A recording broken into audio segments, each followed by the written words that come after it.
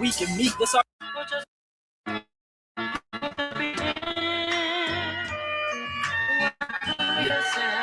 We gotta stop pretending, man. We gotta learn to really love ourselves. You know what I'm saying? Like really learn what love in ourselves is. You know what I mean? It's a little something I wrote for the brother. Yeah. This world, one of our they hope they evaporated. Stimulated revolution, so they hope they never penetrated. So we never feel what it's like to truly love or just be infatuated. At the peak of our passion, never angry, not really just aggravated. We can meet, that's our unit, would simply mean that we acclimated. Just content to be human, not realizing that we still separated. Passionless, never penetrated. And so our spirits will never get impregnated with the seed of revolution that was purposely never designated a day for its birth to be celebrated. Never knowing the truth of ourselves, and they just keep working. It's why we hesitate. Shit. So I'ma celebrate it every day on my elevated perch, because the purpose is never belated, right? It was purposely never celebrated. So I'ma salute it every day like it's never belated. Taji Akib, the wolf on the words, Pure Zone on the beat. Happy for the lady. X. You're alone all the time.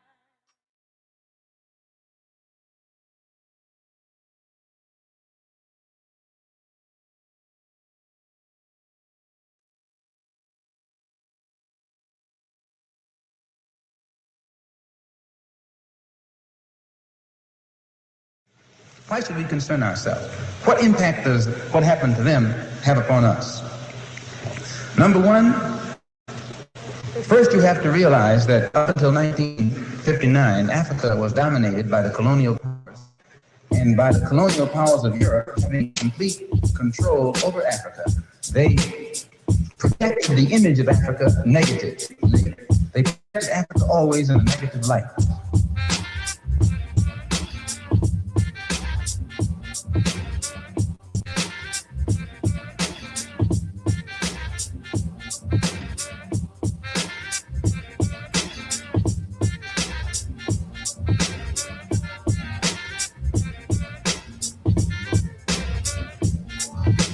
As long as we felt imprisoned or chained or trapped by black skin, black features, and black blood, that skin and those features and that blood that was holding us back, automatically had to become hateful to us.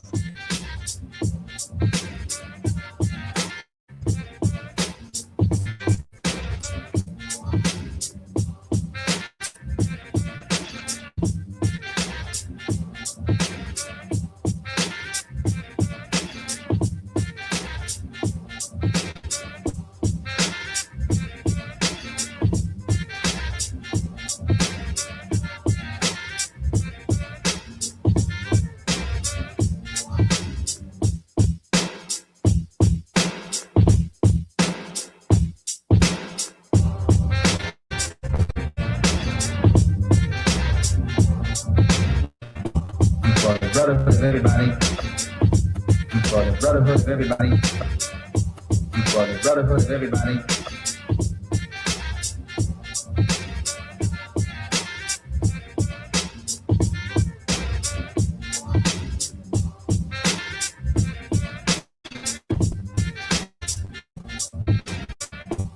For the brotherhood of everybody. For the brotherhood of everybody. For the brotherhood of everybody. And other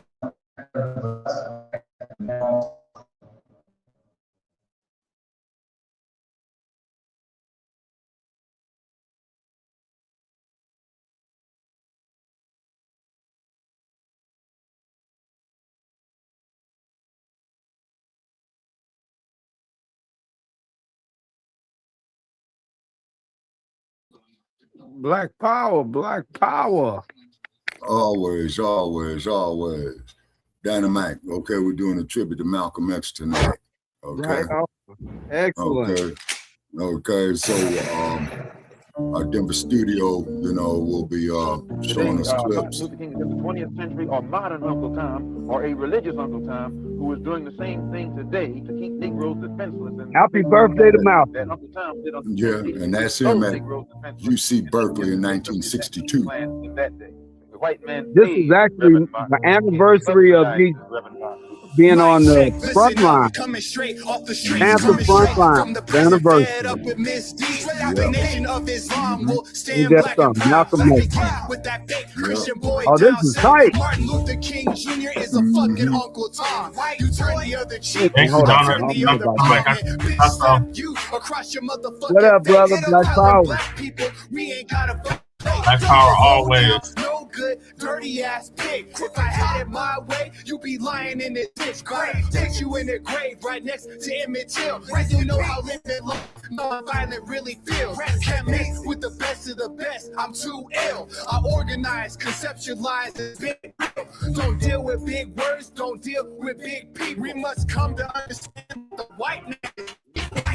Necessary, look the gap for accomplishment. It means necessary, put a bullet in your office. No rest for the wicked or the crooked or incompetent. Cause thou shall not kill, but I ain't making any promise. Any means necessary, look the gap for accomplishment. Any means necessary, put a bullet in your office. No rest for the wicked or the crooked or incompetent. Cause thou shall not kill, but I ain't making any promise. Hey yo, I'm feeling like I'm Malcolm cause I'm known for my integrity. Known to speak my mind when they came for my family. Scoping for the ops cause I know they come after me. Homie got a problem, turn them into black history. Straight at the devil's gate, let's set it off. My brothers, my sisters, take up arms. No rest for the wicked or the crooked or incompetent. Cause thou shall not kill, but I ain't making any promise. No, the infiltrator, child intoxicator, people incarcerator, liberation movement annihilator. Been hoodwinked, been bamboozled, been tossed away. I will not go astray, no matter what it takes. I disagree with the passive ways of MLK. We see injustice and we stand up and disobey. People shouldn't fear the government, that's the issue. The government should fear the people's right to pass a any means necessary, load the gap for accomplishment. Any means necessary, put a bullet office. No rest for the wicked or the crooked or incompetent. Cause thou shall not kill, but I ain't making any promise. Any means necessary, load the gap for accomplishment. Any means necessary, put a bullet in your office. No rest for the wicked or the crooked or incompetent. Cause thou shall not kill, but I ain't making any promises. Tell him how you feel. Tell him what kind of hell you've been catching, and let him know that if he's not ready to clean his house up, if he's not ready to clean his house up, he shouldn't have a house. It should catch on fire and burn down. I have a dream. My 4 little children will one day live in a nation where they will not be judged by the color of their skin, but by the content of their character. I have a dream today. The aggressors of our time blast guns at our heads, tear gas and smoke grenades, beat us down with slave whips, attack dogs, water hoses, army tanks, police batons. When they see us, they feel threatened, so they sound off the alarm. We got laws in our churches, we got guns in our schools. God made us for a purpose. We march with street rules. We must fight for our suffrage. We must boycott the bus, demonstrating street protests, put economies to dust. I am living in disgust the brutal ways of this country. This Sunday will be bloody, push from Selma to Montgomery. Negotiate, demonstrate, delegate. We resist. We must judge by the heart, not the color of thy skin. One day we will prevail. One day we will succeed. All the vision be unveiled. One day he'll set us free. Every former slave master and every former slave standing up against the hatred. Free at last, Jesus saves. Racism must end, cause it's plaguing us from love. Both sides must change, Lord heaven's up above. One day we'll learn to listen. One day we'll come together. No matter what the cost, no matter what the weather. The oppressors of our time carry legacies of blood. Do not follow Malcolm Little, a retired street thug. You should straighten out your hair, sleep around with white girls, pimped out to the system. Now who's the Uncle Tom? I'm dreaming for the unity, community for all. I'm dreaming for my children, generations to come. I will dream to disturb the peace so that justice is served. Desegregation of our schools, free speech on free terms. A lot of people talking loud, but ain't saying nothing real. A lot of people in the crowd still ain't making mass appeal. No appeal with intention, shake the conscience of the South. Any means necessary, that's what gets a Negro killed. One day we will prevail, one day we will succeed. All the vision be unveiled, one day he'll set us free. Every former slave master and every former slave standing up against the hatred. Free at last, Jesus saves. Racism must end, cause it's plaguing us from love. Both sides must change, Lord heaven's up above. One day we'll learn to listen, one day we'll come together. No matter what the cost, no matter what the weather. We will be able to speed up that day when all of God's black men and white men, Jews and Gentiles, Protestants and Catholics will be able to join hands and sing in the words of the old Negro spirit. Free at last, free at last. Thank God Almighty, we are free at last. And you, Uncle Toms, are sitting at a lunch counter begging a white man for a cup of coffee. Yo, what's going on, everybody? First of all, if you made it to this point in the video, you the GOAT, man. Thank you for watching the full rap battle in its entirety. Happy Black History Month, man. This was a really fun project, something a little bit different for me, and I hope you guys were here for it. But the ultimate question, now that you're at this point in the video, now that you're in the outro, here's what I want to know, guys. Who won this battle, bro? Was it Malcolm X with Any Means Necessary, or was it Martin Luther King with I Have a Dream? Choose your fighter in the comment section. I'm not even going to dignify that question with Can't an wait answer. for the next one, y'all. Not Once today. again, thank y'all for being a part of this. Thank y'all for getting to this point in the video. Not thank y'all today. For just I'm not even going to dignify that question with an love answer. God, love people. Not See you on the today. next one.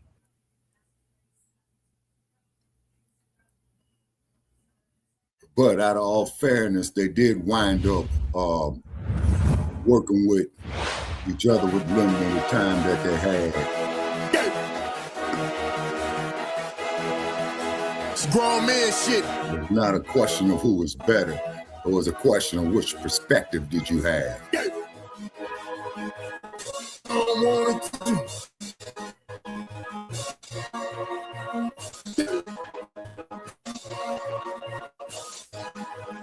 I don't wanna teach how to sell, chop it, yeah. All my favorite rappers either Please share this episode, share on our social media. I don't wanna teach them, I don't wanna teach them. Don't wanna teach these little girls to put their pussy on the pole and at the end of the night, get their money off the floor. I don't wanna teach them, I don't wanna teach them.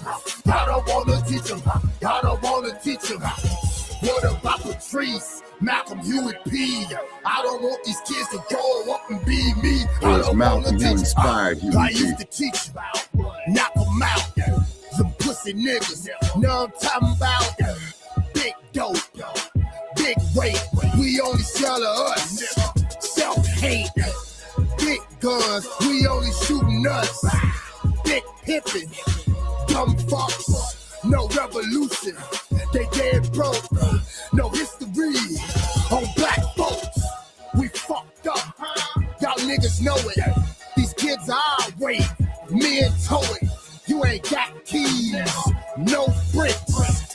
Bitch boy niggas, no dicks. And if you sellin' in the hood, why you proud, nigga? Them our folks getting high, nigga. These our kids in real life. You rapping about what they living like, hell, chopping cool, yeah. All my favorite rappers either dead or in jail. I don't wanna teach them, I don't wanna teach them, I don't wanna teach them, I don't wanna teach them. Don't wanna teach these little girls to put their pussy on the pole and at the end of the night, get their money off the floor. I don't wanna teach them, I don't wanna teach them, I don't wanna teach them, I don't wanna teach them. What about Patrice, Malcolm, Hewitt, P? I don't want these kids to grow up and be me. I don't wanna teach certain rappers gon' want beef. This ain't about y'all, it's about me, my soul, our kids. White folks, they dope in our cribs. Big chains, big whips round your neck and our wrist. No bullshit, no. A man ain't shit on this earth without history. The only thing they gon' say about black folks, we like to fuck hoes and sell dope, shoot jump shots, and run balls. Take white money and give it right back at the mall. Louis Vuitton, hate niggas. Gucci hate niggas. He'll figure Ben said fuck niggas. Hot nigga, I want that shit too. But black folks first to get chopping cook, yeah.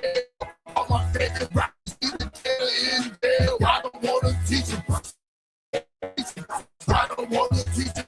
I don't wanna teach him. Y'all wanna teach these little girls to put their pussy on the pole and at the end of the night get their money off the floor. I don't wanna teach him. I don't wanna teach him. I don't wanna teach him. I don't wanna teach him. What about the trees? Not you and me. I don't want these kids to grow up and be me. I don't want to teach them.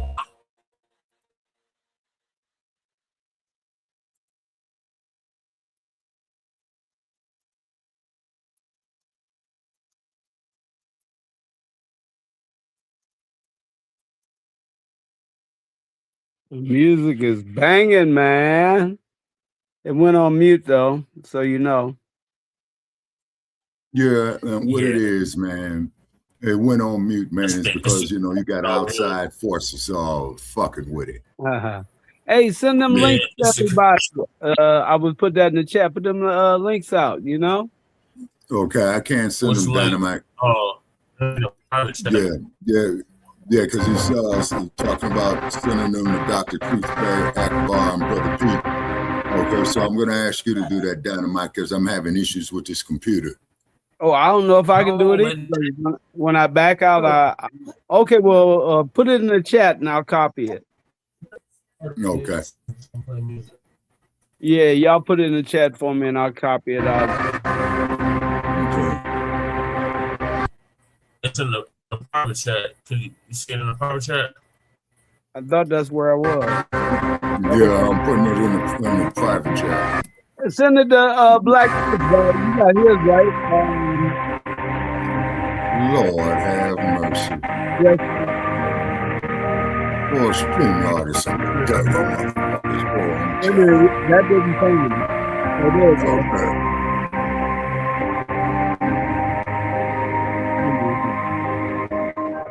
Okay. Dynamite, okay. Jay sent you the YouTube link. Yeah, the YouTube link, yeah. All right. Yeah, that's the link. They won't let us share the Streamyard link. Oh, you can't share the Streamyard? So everybody go on mute. Young generation, Right. young generation, living at a time of extreme, a time of revolution. Revolting against power structure. The American power structure? No. The French power structure? No. The English power structure? And what power structure? An international Western power structure. And I, for one, will join in with anyone. Don't care what color you are, as long as you want to change this miserable condition that exists on this earth. There's got to be a change. People in power have misused it, and now there has to be a change, and a better world has to be built, and the only way it's going to be built is with extreme methods. So what you and I have got to do is get involved. You and I have to be right there breathing down their throat. Every time they look over their shoulder, we want them to see us. Once those intentions are made known, we can get to the nitty-gritty of the problem. We can get to the core of the problem. We can get to the root of the problem. And then we can correct the problem.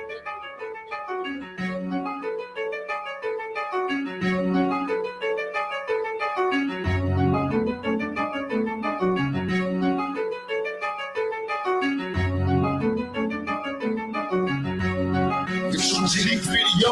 At night I watch the sky. I'm taking up a breath. I smoke my Newport to the breath like it's the last motherfucking left. Just me and you, we made enemies. Let you get my last shot of Hennessy. Ain't never had a friend like me. Remember memories so vividly. Was once a little dust kicking, now become the G. Who can I call when they all fail? Collect calls to my dogs from the county jail. Sending me mail, urban blocks in the same shape. Ain't nothing changed, niggas slanging at the same place. The same places supposed to always hate our foes. This lifestyle is forever, watch the game unfold. Shedding crocodile tears, just got life plus. And you wonder if these white devils like us. Just stay strong, will appeal, nigga, you'll be free. Down with you to the very end. Cause you ain't never had a friend like me. Video. I'm down deep, so ride with me. My enemies, your enemies. Cause you ain't never had a friend like me. Nobody knows what will be. My enemies, your enemies. Cause you ain't never had a friend like me. You against the nation. Whisper while we conversating. Cause niggas died over information. How much more can we take? Expect us all to break the running ready for us. Yeah, so let's make it take. I'm down deep, so ride with me. My enemies, your enemies. Cause you ain't never had a friend like me. Nobody knows what will be. My enemies, your enemies. Boy, never had a friend like me. You against the nation. Whisper while we conversating. Cause niggas died over information. I think the president is smoking weed, bumping this beat, making the living out my misery. So they got a friend like me. Nobody knows where we'll be. My enemies, your enemies. You ain't never had a friend like me.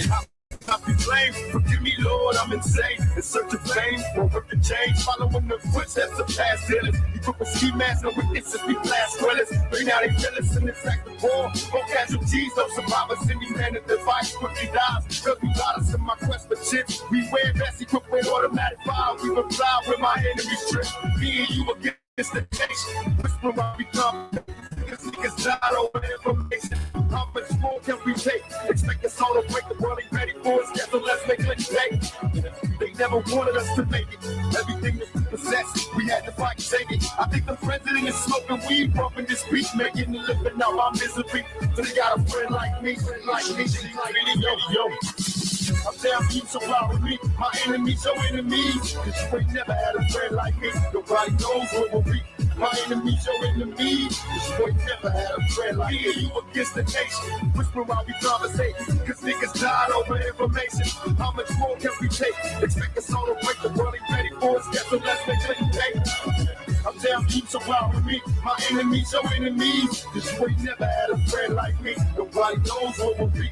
My enemies, your enemies. Cause you ain't never had a friend like me. You against the nation. Whisper while we conversating. Cause niggas died over information. I think the president is smoking weed, bumping this beat, making the living out my misery. So they got a friend like me. Nobody knows what will be. My enemies, your enemies. Cause you ain't never had a friend like me. Promise to visit. I know it's tough in your cell. Receiving mail to the county jail. This is hell. When I was young, I could picture living in luxury so hot. Fuck that I end up in prison. Fucking shit, they got me close by my own side. I found the myself on drama, he alone died. Nobody cried, should've never testified. You got my nigga 25, so now I sacrifice your life. Hope to separate me and my dog. Broken ties, why the fuck said I let you live? When I'm dead inside, right to find my delivery. I'm busting that little whole crew, nigga, remember me. Hit up my outlaw set to throw my pistol in the ocean. Bitch, my ski mask and get the straight coast.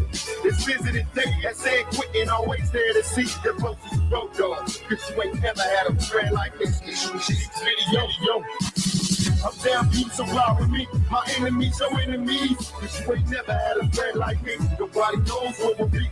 My enemies, your enemies. Cause you ain't never had a friend like me. You against the nation. Whisper while we conversating. Cause niggas died over information. How much more can we take? Expect us all to break the world ain't ready for us. Yeah, so let's make it take. I'm down deep, so ride with me. My enemies, your enemies. Cause you ain't never had a friend like me. Nobody knows what will be. My enemies, your enemies. Cause you ain't never had a friend like me. You against the nation. Whisper while we conversating. Cause niggas died over information. I think the president is smoking weed, bumping this beat, making the living out my misery. So they got a friend like me. Nobody knows where we'll be. My enemies, your enemies. Cause you ain't never had a friend like me.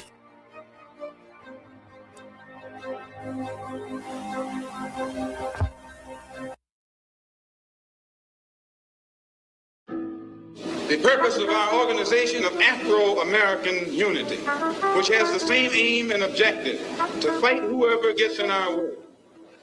and bring about the freedom of these people by any means necessary.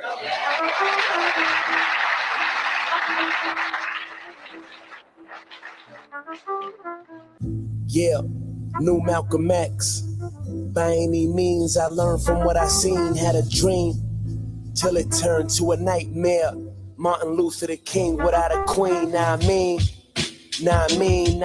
still shine in the front of the hood like high beams, yeah I mean. It seems I'm as great as a god. They say I'm the bomb, I got a date with Saddam. Assalamu alaikum, wa alaikum salam.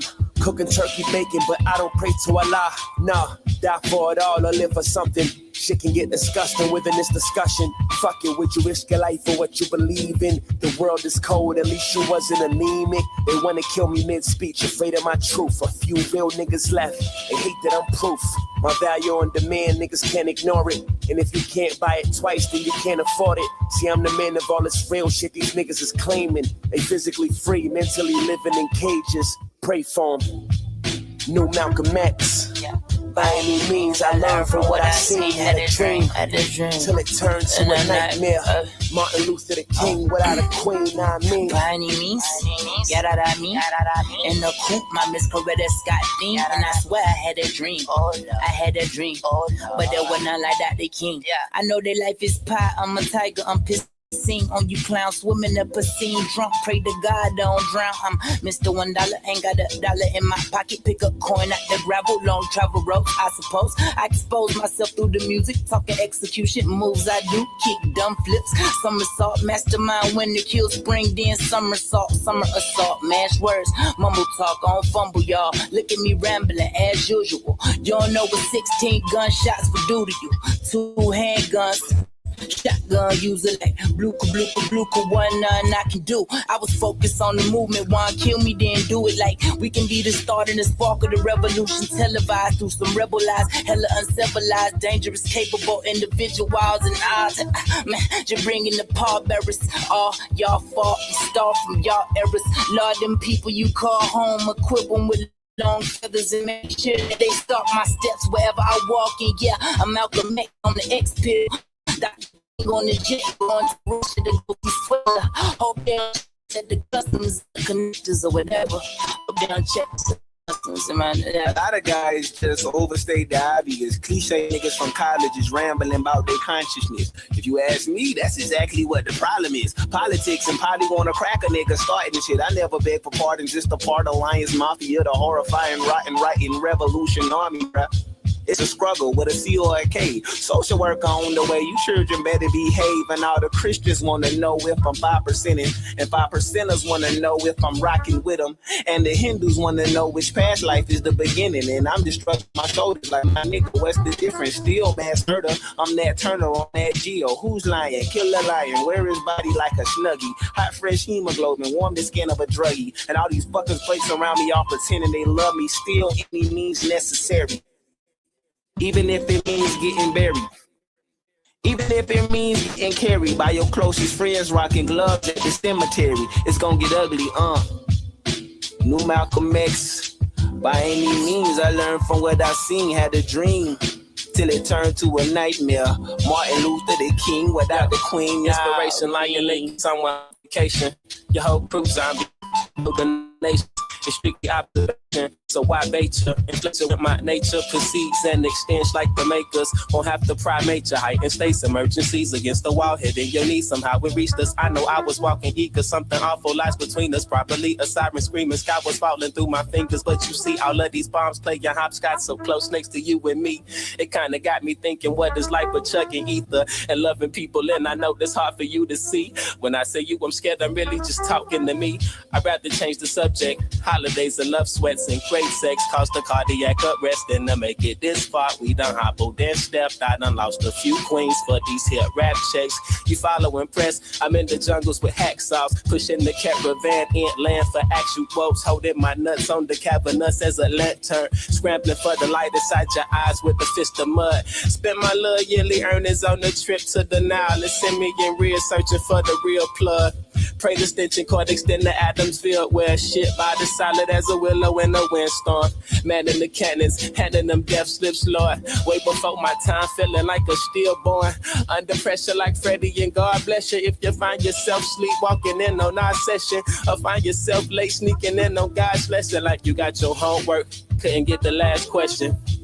Excuse me, miss. So you got your homework. Couldn't crack the last question. Ma'am, so you did your homework. I couldn't get the last question. Damn. Man, please help me out. New Malcolm X. By any means, I learned from what I seen. Had a dream till it turned to a nightmare.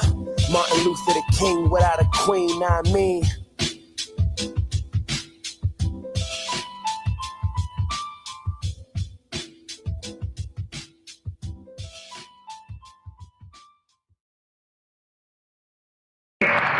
Because the white man destroyed your and my past, destroyed our knowledge of our culture. And by having destroyed it, now we don't know we have any achievement, any accomplishment. And as long as you can be convinced that you never did anything, you can never do anything. Now. They try and do the game, but we scoring now. Yeah, come on. Yeah. I'll show you how I see it. It's always true for the God if you can reach it. Stretch your hands high in the air, then peace it. When I see my brothers, I say peace to the God. My sisters is my wisdom and my seeds of the stars. It's written in the pyramids, know who you are. Some will never subscribe to the nature we of. We were born from the heavens above. Kuma on the bar, the reflection of us, but their perception of us is that we ain't even human enough. They so ignorant, they call me born. When they get me on my own land, already self-employed. They didn't see that though, then they cast false witness. Since then, yo, and they chained us by the throats and loaded us on their boats and taught us how to lie, rob, kill, and sell coke. But that came to pass, and we found better ways for us to get that cash. Then we made hip-hop from the palm of the hand. Niggas in the hood on the corners contributed to that. Blood, African origin, African culture, African time. And you'd be surprised to discover that deep within the subconscious of the black man in this country, he's still more African than he's American.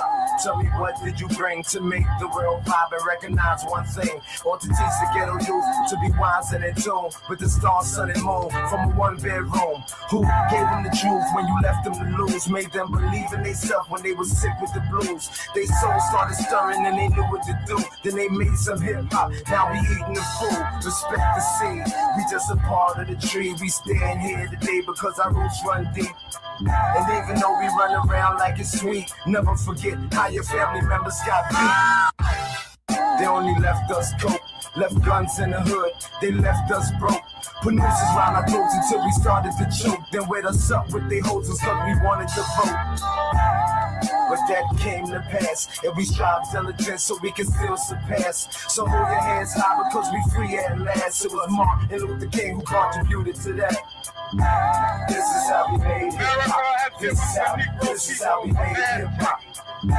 This is how we made hip-hop. This is how we made hip-hop. Word be born, word to my next newborn. Blessed thou upon this earth which we walk upon. I atone for anything I done wrong. I bow my head, now I'ma proceed on. I gotta call it how I see it. If something ain't right in the air, I'm gon' peep it. Ever since you and my peoples had meetings, we the ones who's always got the end of the stick. Not because your academics or your mentors was quick, but you told a bunch of lies and your perceptions was sick. We the ones who gave you food when you were lost in your shit, and gave you natural medicines to heal you when you were sick. We gave you diamonds and gold, wealth untold land for you to have your own. But you chose to kill us off and overtake our throne and strip us of the knowledges that we always known. But that came to pass, and now I see my brothers trying to stay on track. So put your fist high and add some power to that. It was Malcolm X who contributed to that. We do it. This is how we made it.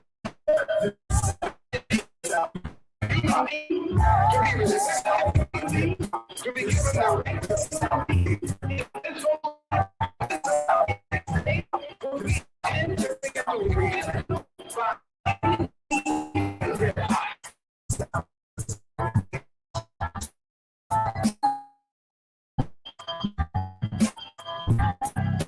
and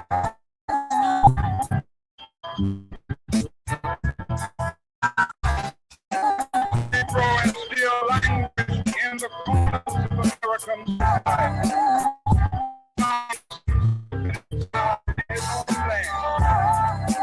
So we come here today from a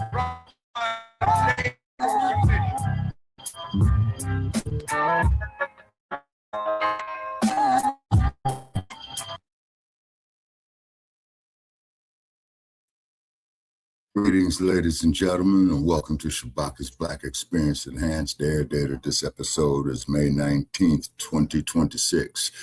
Malcolm X would have been 101 years old, ladies and gentlemen.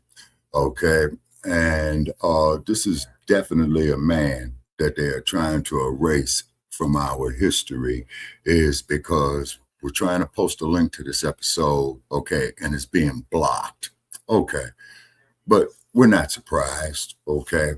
And the reason being is because as long as we got some moist shit up here, some alphabetized agenda shit, then we're okay.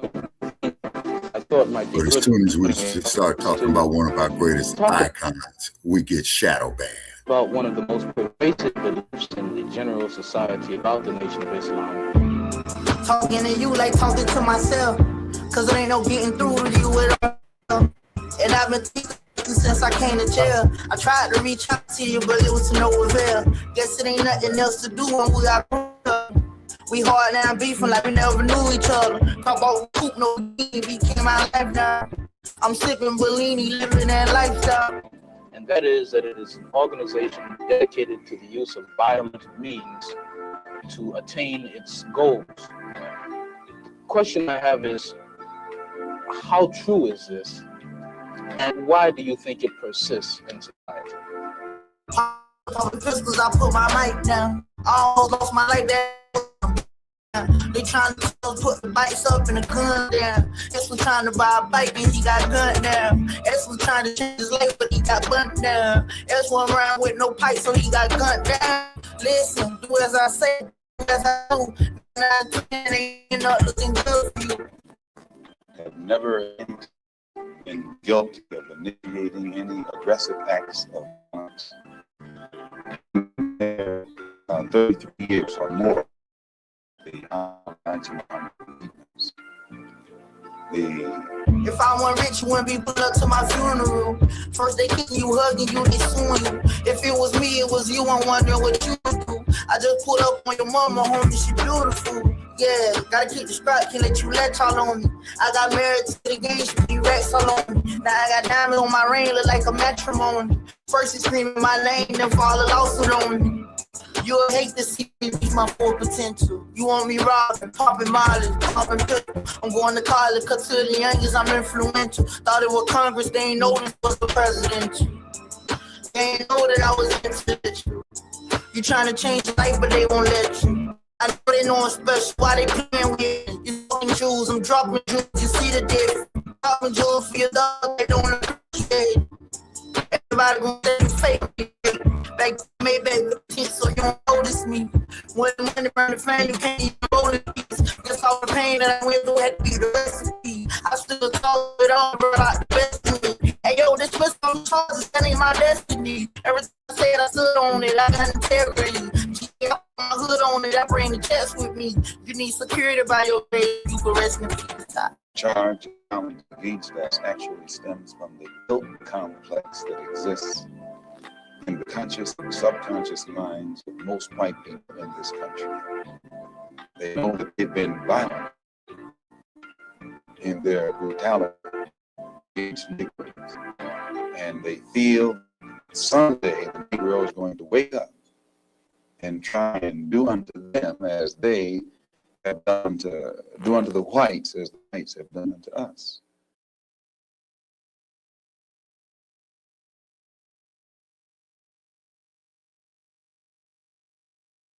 Yeah, too bad Malcolm X did not live.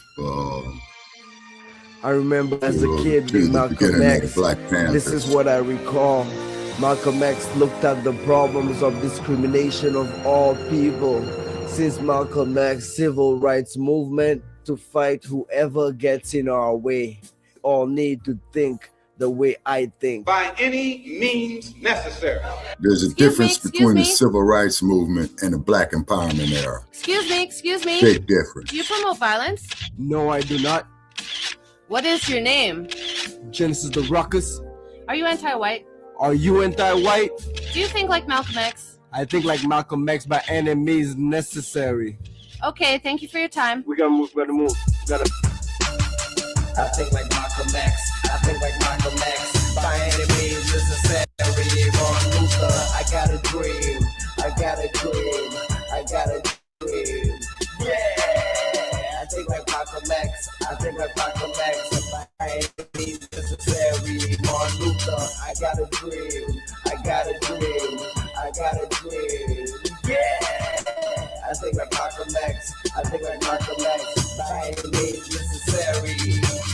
Ruckus energetic, he'll tell you about politics here to make you mimic and work for liberty. That's their final fantasy. Still fighting democracy, not anarchy. Cause the right to bear arms and defend mine. My city's filled with crime, hard grind, doing it for the children. Let's take paparazzi for instance. That's devil's work, cause it says in the Bible not to worship idols. A little love, that's all. What's freedom to find out new millennium?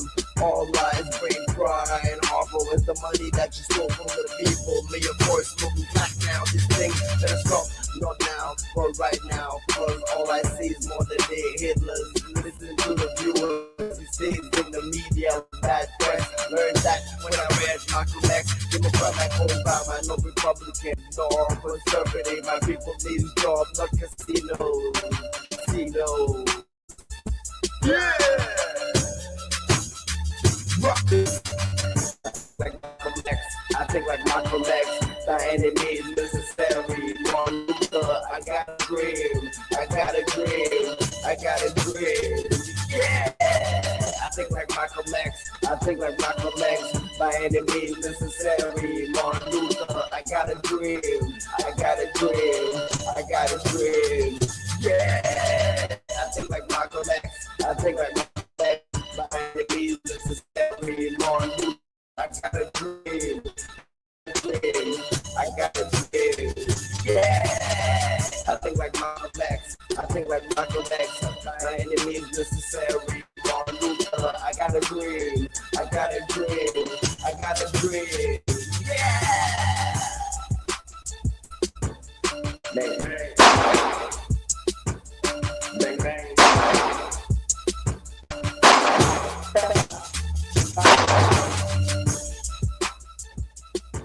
We Malcolm X by any means necessary. Malcolm X by any means necessary.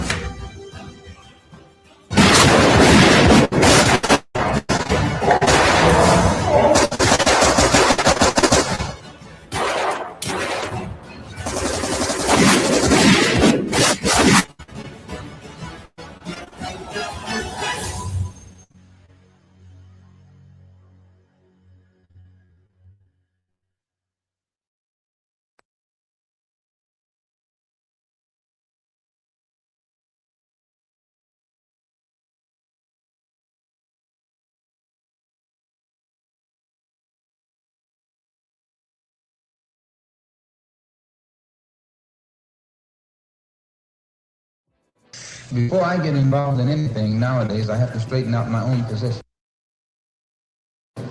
And which is clear, I am not a racist in any form whatsoever. I don't believe in any form of racism. I don't believe in any form of discrimination or segregation. I believe in Islam. I'm a Muslim. And there's nothing wrong with being a Muslim. Nothing wrong with the religion of Islam. That just teaches us to believe in Allah as the God. And those of you who are Christians probably believe in the same God. because I think you believe in the God who created the universe, and that's the one we believe in, the one who created the universe. The only difference being you call him God, and we call him Allah.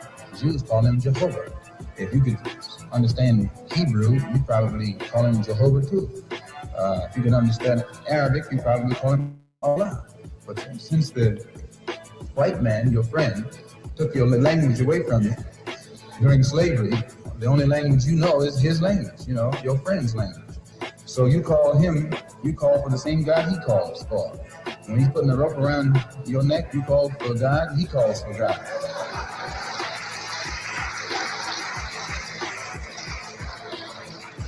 And you wonder why the one you call on never answers you.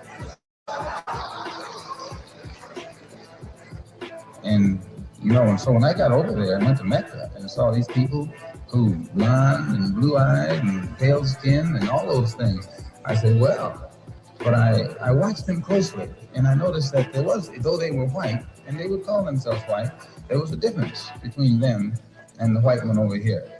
And that basic difference was this. In Asia or the Arab world or in Africa, where the Muslims are, if you find one who says he's white, all he's doing is using an adjective to describe something that's incidental about him, one of his incidental characteristics. So there's nothing else to it, he's just white. But when you get the white man over here in America and he says he's white, he means something else. You can listen to the sound of his voice when he says he's white. He means he's boss. That's right. That's what white means in this language. You know the expression free, white, and 21. He made that up. He's letting you know all of them mean the same. White means free, boss. He's up there. So that when he says he's white, he has a little different sound in his voice. And I know you know what I'm talking about. Despite the fact that I saw that Islam was a religion of brotherhood, I also had to face reality. And when I got back into this American society, I'm not in a society that practices brotherhood. I'm in a society that might preach it on Sunday, but they don't practice it on no day, on any day. And so since I could see that America itself is a society where there is no brotherhood, and that this society is controlled primarily by racists and segregationists, and it is, this is a society whose government doesn't hesitate to inflict the most brutal form of punishment and oppression upon dark-skinned people all over the world. To wit, right now, what's going on in and around Saigon and Hanoi, and in the Congo and in elsewhere. They are violent when their interests are at stake. But all that violence that they display at the international level, when you and I want just a little bit of freedom, we're supposed to be nonviolent. They're violent. They're violent in Korea, they're violent in Germany, they're violent in the South Pacific, they're violent in Cuba, they're violent wherever they go. But when it comes time for you and me to protect ourselves against lynchers, they tell us to be nonviolent.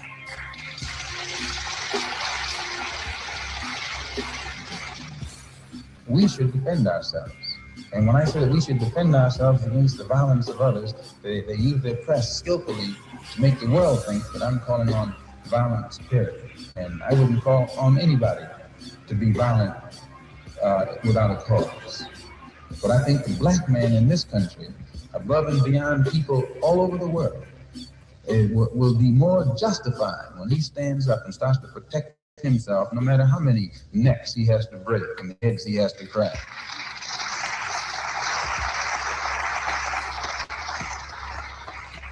I saw in the paper where on the television where they took this black woman down in Selma, Alabama, and knocked her right down on the ground, dragging her down the street. You saw it. You trying to pretend like you didn't see it because you knew you should have done something about it and did it. It showed the sheriff and his henchmen throwing this black woman on the ground, and Negro men standing around doing nothing about it, saying, well, let's overcome them with our capacity to love. What kind of phrase is that? Overcome them with our capacity to love. And then it disgraces the rest of us because all over the world, the picture is flashed showing a black woman with some white brutes with their knees on her, holding her down, and full-grown black men standing around watching it. Why, you are lucky to let you stay on earth, much less stay in the country.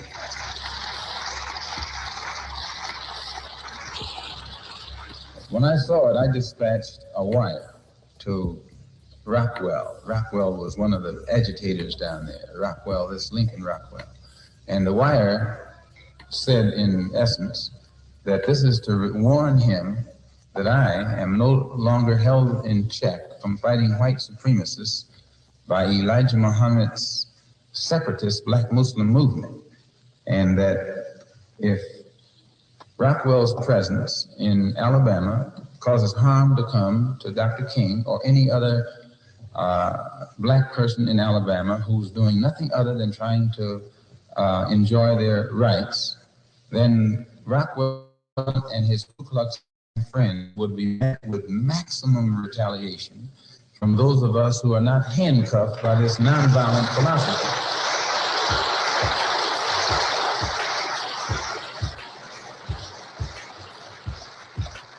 And I haven't heard from Rockwell since.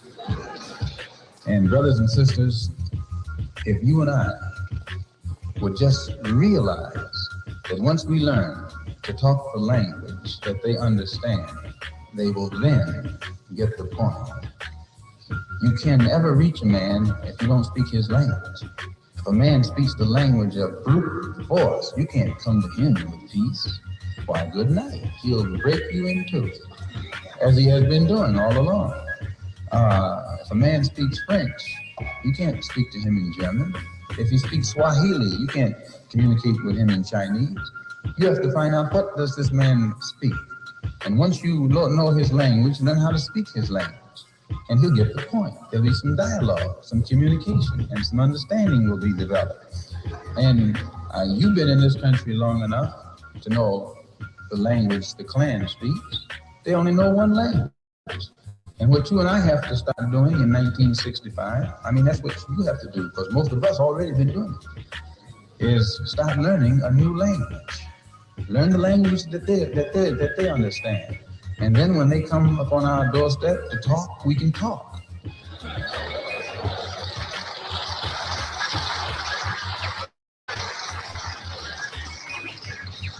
And they will get the point. There'll be a dialogue. There'll be some communication. And I'm quite certain there will then be some understanding. Why? Because the Klan is a cowardly outfit. They have perfected the art of making Negroes be afraid. And as long as the Negroes are afraid, the Klan is safe. But the Klan itself is coward. They never come, one of them never come after one of you. They all come together. Sure, they're scared of it. And you sit there when they're putting the rope around your neck saying, forgive them, Lord, they know not what they do. As long as they've been doing it, they're experts at it. They know what they're doing.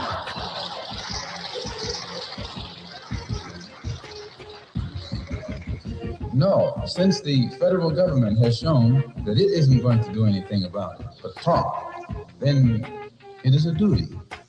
It's your and my duty as men, as human beings. It's our duty to our people to organize ourselves and let the government know that if they don't stop that Klan, we'll stop it ourselves.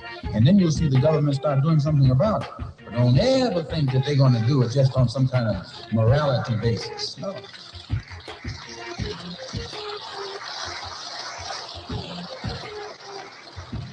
We only mean vigorous action in self-defense. And that vigorous action, we feel, we're justified in initiating by any means necessary.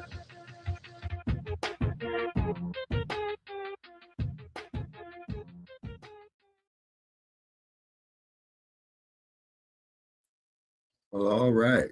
Okay. And as we all do know, is that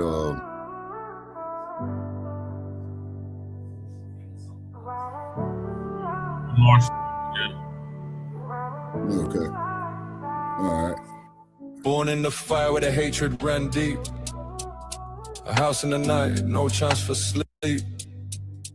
Windows shattered by a well gone cold. A child learned early how the truth unfolds. Father preaching loud, but they silence his cry. Mama broke slowly while the system walked by. From Nebraska roads to the city's despair. A young soul lost in a world unfair. They tried to write his story in chains and lies, but a storm was building behind his eyes. By any means, he rose from the flame, turned pain into power. Rewrote his name from the dark to the light. He carved his way. Spoke truth so loud they couldn't look away. By any means, yeah, he stood up tall for the voiceless hearts and the broken cause. Even if the world tried to bring him down, he wore his struggle like a crown. Street life calling, fast money dreams. Zoot suit shining under neon beams. Running from shadows, chasing a high. But every road felt like a dead-end sky. Locked behind steel, but his mind broke free. Found truth in words, found identity. Pages turned like a brand new start. Rebuilt his soul, rewired his heart. From prison walls to a higher ground, he found a voice that would shake the sound. By any means, he rose from the flame, turned pain into power. Rewrote his name from the dark to the light. He carved his way, spoke truth so loud they couldn't look away. By any means, yeah, he stood up tall for the voiceless hearts and the broken cause. Even if the world tried to bring him down, he wore his struggle like a crown. He walked through fire, through faith and doubt. Spoke for the people, they counted out. A pilgrim's road showed a wider view. Different colors, but the pain felt true. Not just anger, but a deeper fight for dignity, justice, equal right.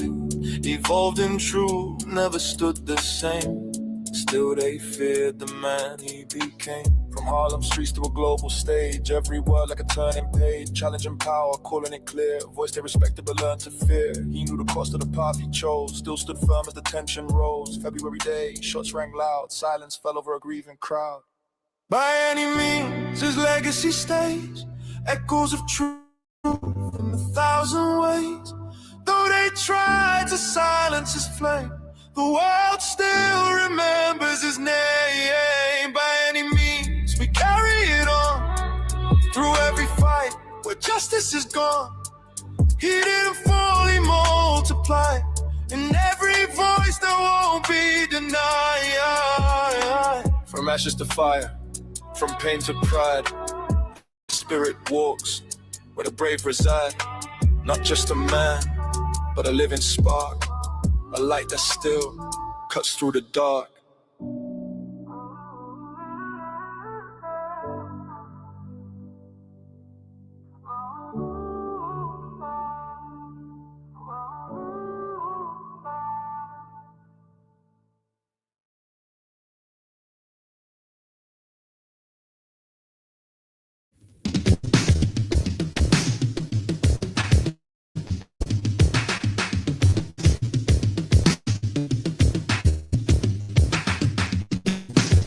Distinguished guests, brothers and sisters, ladies and gentlemen, friends and enemies. Malcolm X, No sellout, Malcolm X, no sellout, Malcolm X, no sellout, Malcolm X, no sellout. white, black, brown, red, yellow, there's many different colors you are.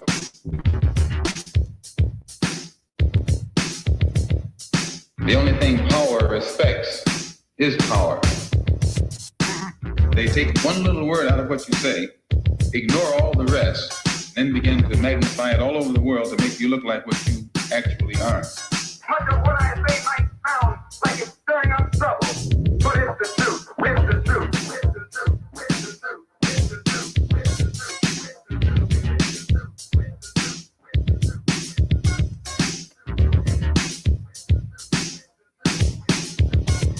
We don't care who likes it or not, as long as we know it's the truth.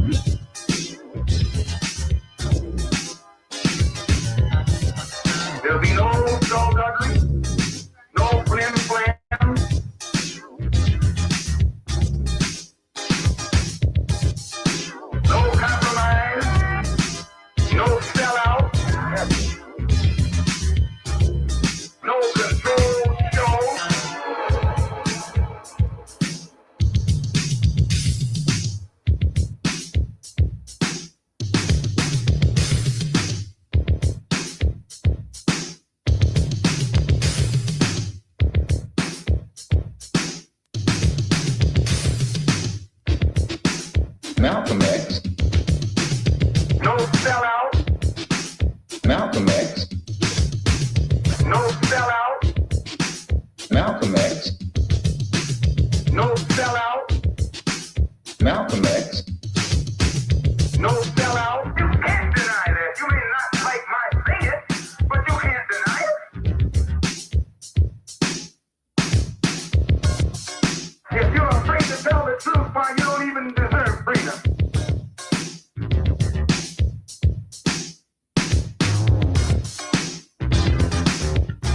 You can't say that you're not going to have an explosion and you leave the condition. And as long as those ingredients remain, then you're going to have the potential for explosion on your hands.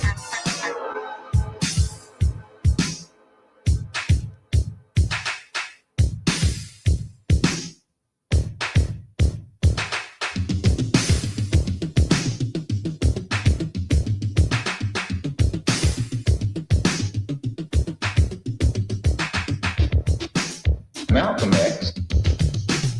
No sellout. Malcolm X. No sellout. Malcolm X. No sellout. Malcolm X. No sellout.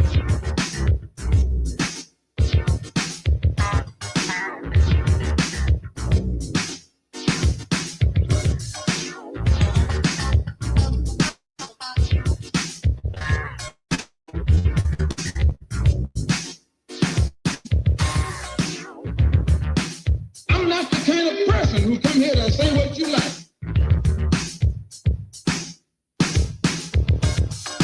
I got a plate in front of me, but nothing is on it. Because all of us are sitting at the same table, are all of us diners?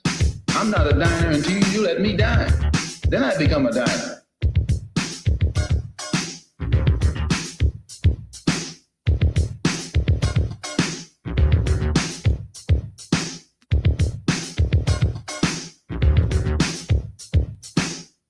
I was in a house last night that was by my own.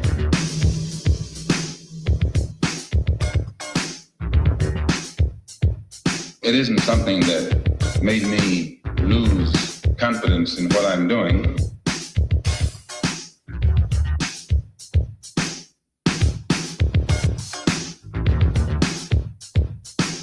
Brothers and sisters, friends, and I see some enemies.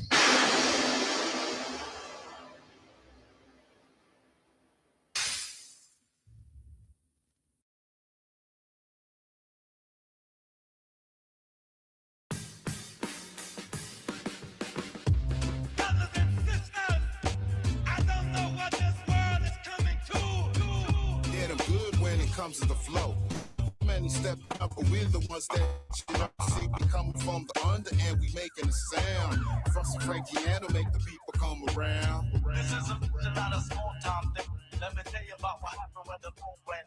Let's get deeper to the issue, discuss the text. Talk about the minister, Malcolm X. Started as a hustler, Detroit bred. Grew up red on the street, make bread. Couldn't even read, raised up the nation. Got locked 28, got an education. Released years later, became much greater. Central African, motivator. Showed you how to eat and live by any means. A message in the bottom for the addict and the fiends. Media assassin, seen as a threat. The most gifted speaker on the planet is from Elijah Muhammad to Louis Farrakhan. Out the little, the nation not strong. From the pulpit, speaking like the pastor. Figure of speech, you're looking at the master.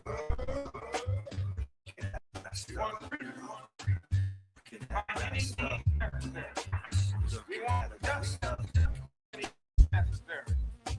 We want equality by any necessary. You know the flow is extraordinary down to the text. Let's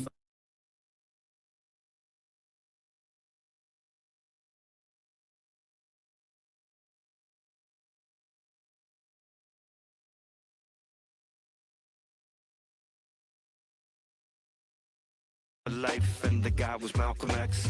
Mine was stronger than a gun unless he needed one. Adapt to all of that before you catch a murder, son. Yeah, I pay homage to a true visionary. Deep vocabulary, by all means necessary. Was the movement so sublime? You traded jail time for knowledge of the mind. Now forevermore suspended in time. From Mecca to Medina, the freedom is elusive. Violence ain't elusive, just the evil men. I pray like all y'all when it's done to Simon. Is what I recommend before you catch death. When the pressure's on your neck and you're gasping for breath. I rip through your soul, generation still aching. Nobody gives you justice, dog, you gotta take it. Kill the man, but never the message. Only fly leader, aggressive with the lesson. More than a order, excellent forever. No words from the podium, whatever, more clever. Now, we don't think anybody should have. So some kind of action program can be devised to get us to think that our mind right, that I'm for that kind of action no matter what the action is. I don't think when a man is being criminally treated, that some criminal has the right to tell that man what tactics to use to get the criminal off his back. When a criminal starts misusing, I am going to use whatever is necessary to get that criminal off my back. And what you and I have to let the man know is we are peaceful people. We're loving people. We love everybody who loves us. But we don't love anybody who doesn't love us.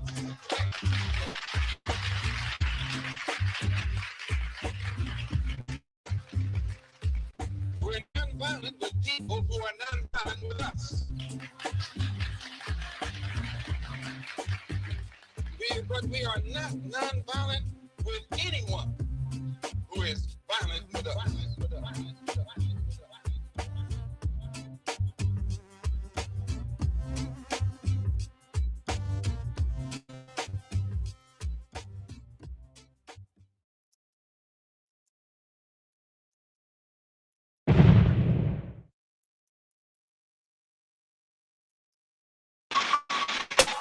Malcolm Garvey Huey, study Malcolm Garvey Huey. Their life was like a movie. Study Malcolm Garvey Huey. Malcolm Garvey Huey. Malcolm Garvey Huey. Their life was like a movie. I die, I organize. Everything I do's revolutionize. I build what's good for the whole damn hood. Study G's like these, really think you should. I study Malcolm Garvey Huey.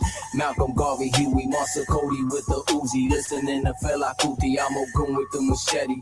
Especially if it's deli. Got the Santos for the Hexy to protect me, so respect me. This is heavy, legendary, revolutionary. My wifey, she resurrect me when they thought they had me buried. Took me out the cemetery. Now it's family over every, cause it's all that's necessary to avoid the commissary. I'ma live for you five, so I stop getting high. If you know, then you recognize it's that black and brown pride. This the power of the mind. RBG, God divine. You can see through the lies if you could read between the lines. I live, I die, I organize. Everything I do revolutionize. I build what's good for the whole damn hood. Study G's like these, really think you should. Study Malcolm Garvey Huey.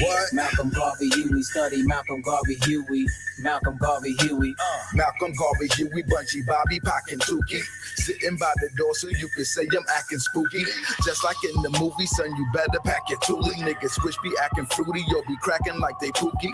Rather smoke a doobie than be burning and eluding. Bang, bang, pig shooting, we should blame Rudy Julie. Annie for the camera, shine a white and nose candy. Let you banging on the system, you a gangster wearing panties. RBG, my family from the Bronx to Miami.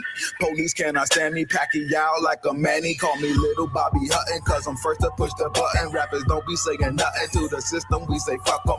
This is for the Honda, mama, see mama Akua.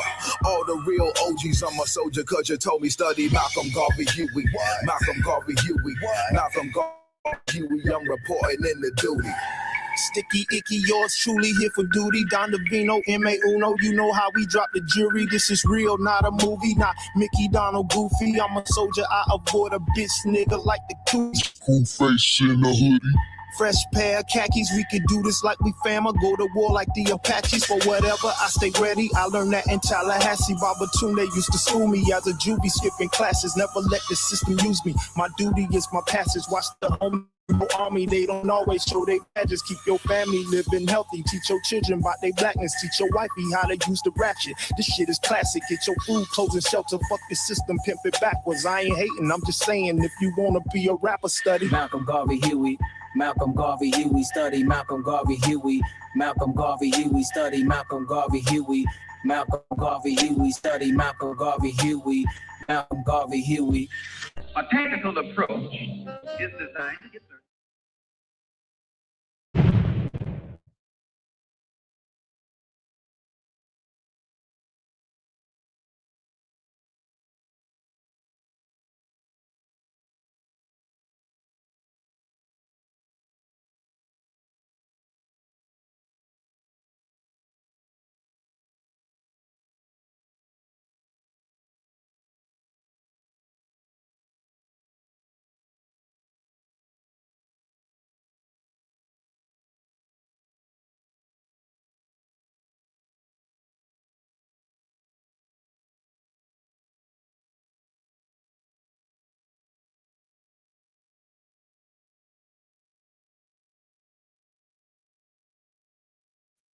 Brother Che, what's going on?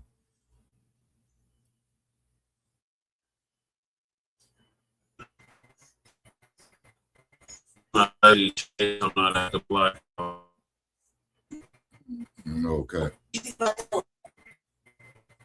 What do you think about Yeah. They skewing this episode on purpose, man. What did you think about what I played? Oh no, it was pretty good. You know, yeah, it was pretty good. And also too, if we can get a little bit of his speech he gave in 1962 in Los Angeles, if you got it. I have all that in a loop. I have all of that in a loop. Oh, okay. All righty. Okay. And then I was saying in the chat, okay. I honestly believe that Malcolm would have lived, let's say, man, to 1970, right, as opposed to 1965. I think he would have endorsed the Blacc Panther Party and the Black Liberation Army as well, too. But that is just an opinion, you see. Can I see someone that's trying to join us right there? Who is that right there?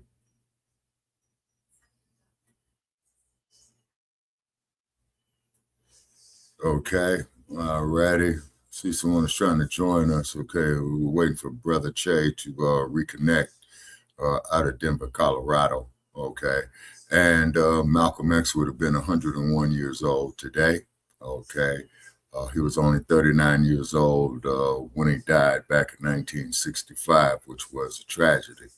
But however, off of research that I've done, is that Dr. Huey Percy Newton was inspired by Malcolm X to form the Blacc Panther Party. Okay. Oh, it's Jermaine. Okay. Hey, Jermaine, how you doing? And welcome. And we're talking about Malcolm X. Oh, okay. On his 101st birthday. Okay. I guess Brother Che get back with us in a minute. So therefore, it's very, very essential for those after my generation to note this man's contribution to our history. And then there was a book that was written by a guy by the name of James H. Cone called Malcolm, Martin, and America. Okay. It's a good read, it really talks about Dr. King and his kitchen experience, where he had just finished dinner, and he was by himself in the kitchen. Oh, there's Brother Che. Yeah. Did you do the introduction, Shabaka? Greetings, ladies and gentlemen. Welcome to Shabaka's Black Experience Enhanced. The air date of this episode is May 19th, 2026. This is season 11, episode 40, Malcolm X edition of Shabaka's Black Experience Enhanced. Okay, so as we all know, the minister would have been 101 years old today. And as I was stating, is that too bad Malcolm did not live through the Black empowerment era, although he was at the very, very tip of it.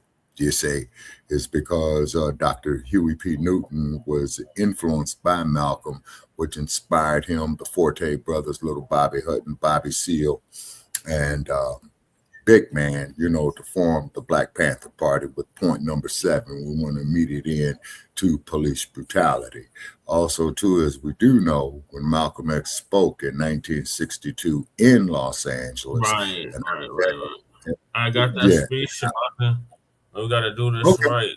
We got to do this thing right. So thank y'all for tuning in to season 11, episode 40, Malcolm X edition of Shabakas, Black Experience Enhanced in conjunction with the Frontline Black News. Today, as Shabakas already alluded to, is May 19th, 2026, which would have been the 101st birthday or birthday or C-Day of the late, great revolutionary Black nationalist Malcolm X. Malcolm X music tribute honoring Malcolm X Day 2026. Malcolm X biography. Malcolm X, the house nigga and the field Negro. Right. Malcolm X, Los Angeles, May 5th, 1962. Who taught you to hate yourself? Malcolm X's powerful message to the grassroots. Unveiling the house Negro and the field Negro divide. And several of his other famous speeches. And Shabaka's Black Experience Enhanced is based off the 50th anniversary of the founding of the original Blacc Panther Party for self-defense. We started on Blogtalk Radio back in 2016, and we've been around for 11 seasons now. Shabaka's Black Experience Enhanced covers the Black experience from the beginning of time until 10 minutes ago.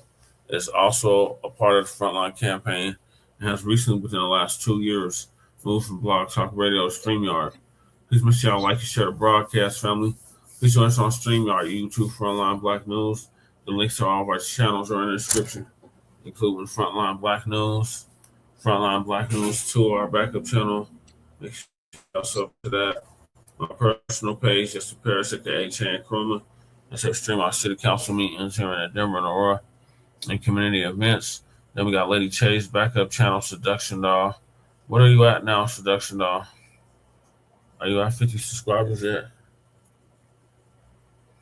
We got Seduction Doll YouTube channel. And then we got her main channel, The Revolutionary Agenda. Make sure sub to that. She should be at 80. Let's get her to 100 subscribers. And then we got Shabaka's Black Experience Enhanced, our YouTube channel, Jeanette 1. And we got our cousin, our local star out the Bay Area, Jay Militant. Was cracking TV with Jay Militant. So up to his channel. And then we got Kool Keezy, 5100 out the Bell side, Montbello. And the FBA Culture Reports. Subscribe to him as well. I think he's about 500 subscribers tonight. Then we got our brother Breeze Omega, who was out the VA, Virginia. That was a day or so ago. We was chopping it up. Salute to Breeze. He just surpassed 1,000 subscribers.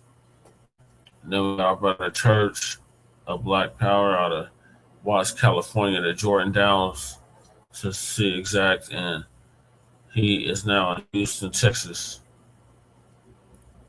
And he just surpassed 3,000 subscribers.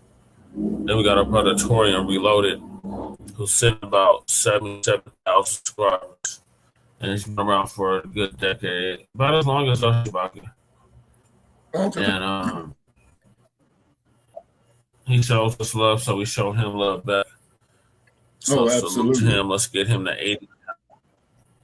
Then we got our brother Black Truth United, who was on hiatus, but I guess he's back doing videos again. But he came with the B1 Rolodex, which is a modern-day green book for FBA and B1 businesses. So the links to submit your business to the Rolodex itself is in the description.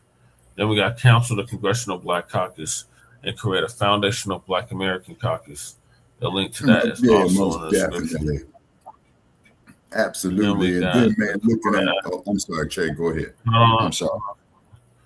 The call to action, our sister Brooke in New York, Make sure y'all submit them letters and them emails so they can get that Freemansboro off the ground in New York State and get them reparations directly and cash payment checks out to the Denver, the New York Freeman.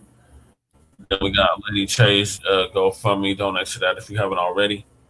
Then we got our brother who's a hero, Josh, and the family after shooting from Dalton, aka Chut the Bussy. His GoFundMe link is in the description. Our brother Josh, not Chut the Bussy. Then we got me running for office, City Council at Large, or not City Council at Large, House of Representatives for House District 8, and the link to the website is in the description. And then we got copyright disclaimer under Section 107 of the Copyright Act of 1976. Allowances made for fair use for purposes such as criticism, comment, news reporting, teaching, scholarship, education, and research. And I do not own the rights to the music. And if you don't understand racism, white supremacy, what it is and how it works, everything else you think you understand will only confuse you in all 9 areas of human and people activity. And that is economics, education, entertainment, labor, law, politics, religion, sex, and war. And some say health and nutrition. In all 9 or 10 areas of human and people activity. And that was by Mr. Neely Fuller Jr., who transitioned exactly a year ago, a little over a year ago, at the age of 95. Full life. Salute to him. And ProduceJustice.com. And when you a black person are captured by any race soldier, you must never fuss, fight, or flee. Comply and defend yourself in court. Also by Neely Fuller Jr., Mr. Neely Fuller Jr. ProduceJustice.com. And last but certainly not least, we got racism, white supremacy is conscious and subconscious behavior to maintain white genetic survival, to prevent white genetic annihilation. And that was by the late great Master Dr. Francis Chris Wilson, who transitioned exactly 10 years ago at the age of 80 and would have been 90 as of a month ago. And salute to FBA brother Tariq Nasheed for paying for her funeral, along with several others. So those are the topics. Make sure you hit that like and subscribe button. Okay, and then also too, ladies and gentlemen, I want to mention a note. If you saw the movie Malcolm X with Denzel Washington, and the scene there where they went to get justice for Brother Johnson, who was beat up by the New York City Police Department. Okay, Malcolm X really did do that. Okay, and them policy enforcers stated, quote unquote, that was too much power for one man to have. You see, and then Denzel got an Oscar for the role. Yes, Malcolm X did go up there and talk about they are brothers of Brother Johnson, and they wanted to see Brother Johnson Hinton, who was battered by the New York City Police Department for selling the newspapers of Muhammad Speaks. Also, too, as we all know,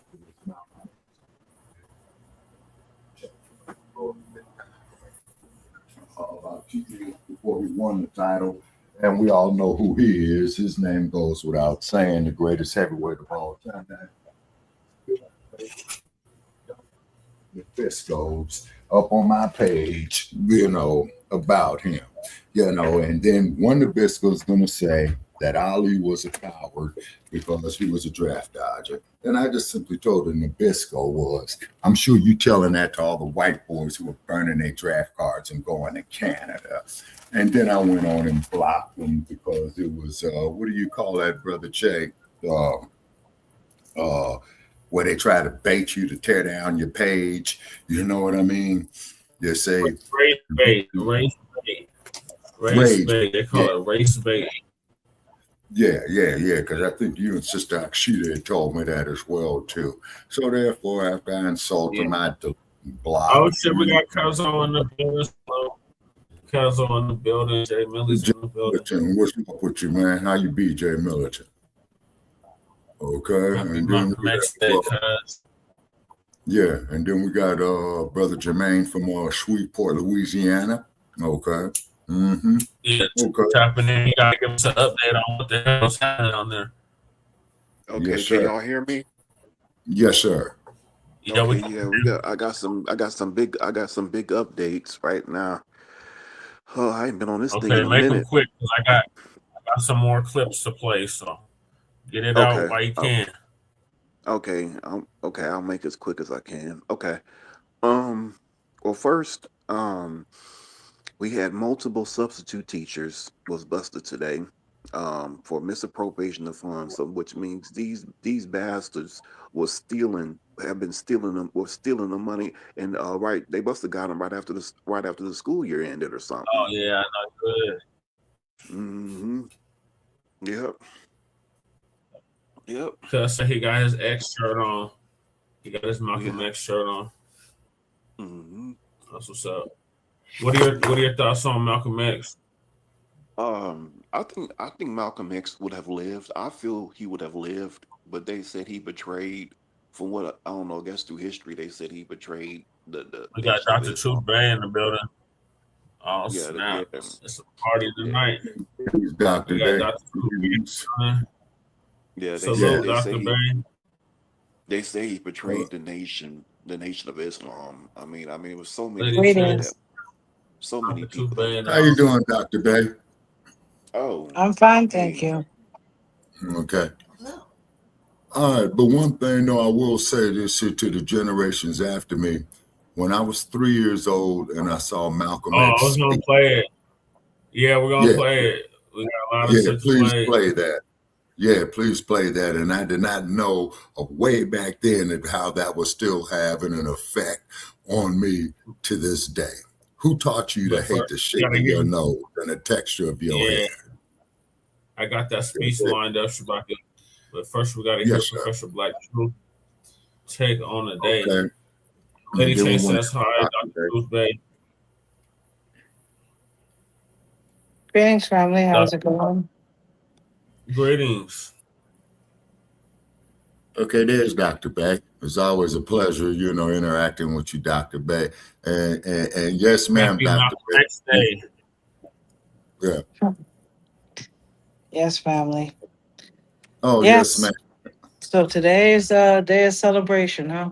Malcolm X. Oh, yes, ma'am. It most certainly is. You know what I'm saying? Without a doubt. And for all you, how should we say, how can I be politically correct on this here, Brother Che? You other groups, okay?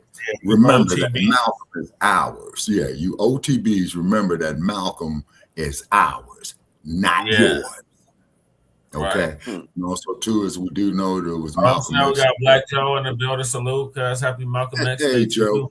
Okay. All right. And then also, too, as you do know, Malcolm was the one that brought in the heavyweight champion into the NOI. You know what I mean? And we did clips on Mrs. Ali. You know what I'm saying? Yeah. And what have you. See, Black family, we come from a very, very dynamic history. Our history on this planet is the most dynamic in the history of mankind. Our history on any of these continents. Every last one of them, all 7 or 6 of them, because Europe is not really a continent. It's too small and barren to be a continent. Exactly. And then and we're looking for our idiot Regal. And Regal, you might as well they gotta subscribe. They gotta subscribe. Shout out to the viewers. They got us over 500. Oh, okay. Oh, yeah. And then Betty Shabazz. Yes, Lord. Betty Shabazz, Joe. Yeah. You left at the wrong time. Right after you got off, we got in the algorithm, and we got over 500 subscribers now. Okay, that's good. Okay, and then on top of it as well, too. Now, to you other groups of people, okay, who are not Black, okay, I'm going to say it, and I stand on this. The Black experience is not your experience. Because if you other groups went through the hell that we have been going through and are going through, you people would have folded. Yeah, main character. Yeah. We center in Malcolm today. centering Malcolm today because it's all on Malcolm today.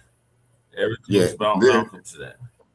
And then also too, Dr. Bay, I don't know if I told you, but the speech he gave in Los Angeles. I was directing that Black Joe, not you, Dr. Bay. I was directing that Black Joe. Okay. And then also too, Dr. Bay, you know, I saw Malcolm speak May 2nd, 1962 in Los Angeles. Yeah, I'm going to play the speech about it. Let's get to the professor. The professor had to commemorate this day as well. So we're going to let the professor sound off. Okay. And then we're going to play the speech that you've been itching and dying for, Shabaka. Yes, sir. And keep in mind, Malcolm's birthday is not. I'm the professor, and this is the moment of truth. Well, anytime you live in a society supposedly based upon law, and it doesn't enforce its own law because the color of a man's skin happens to be wrong, then I say those people are justified to resort to any means necessary to bring about justice where the government can't give them justice.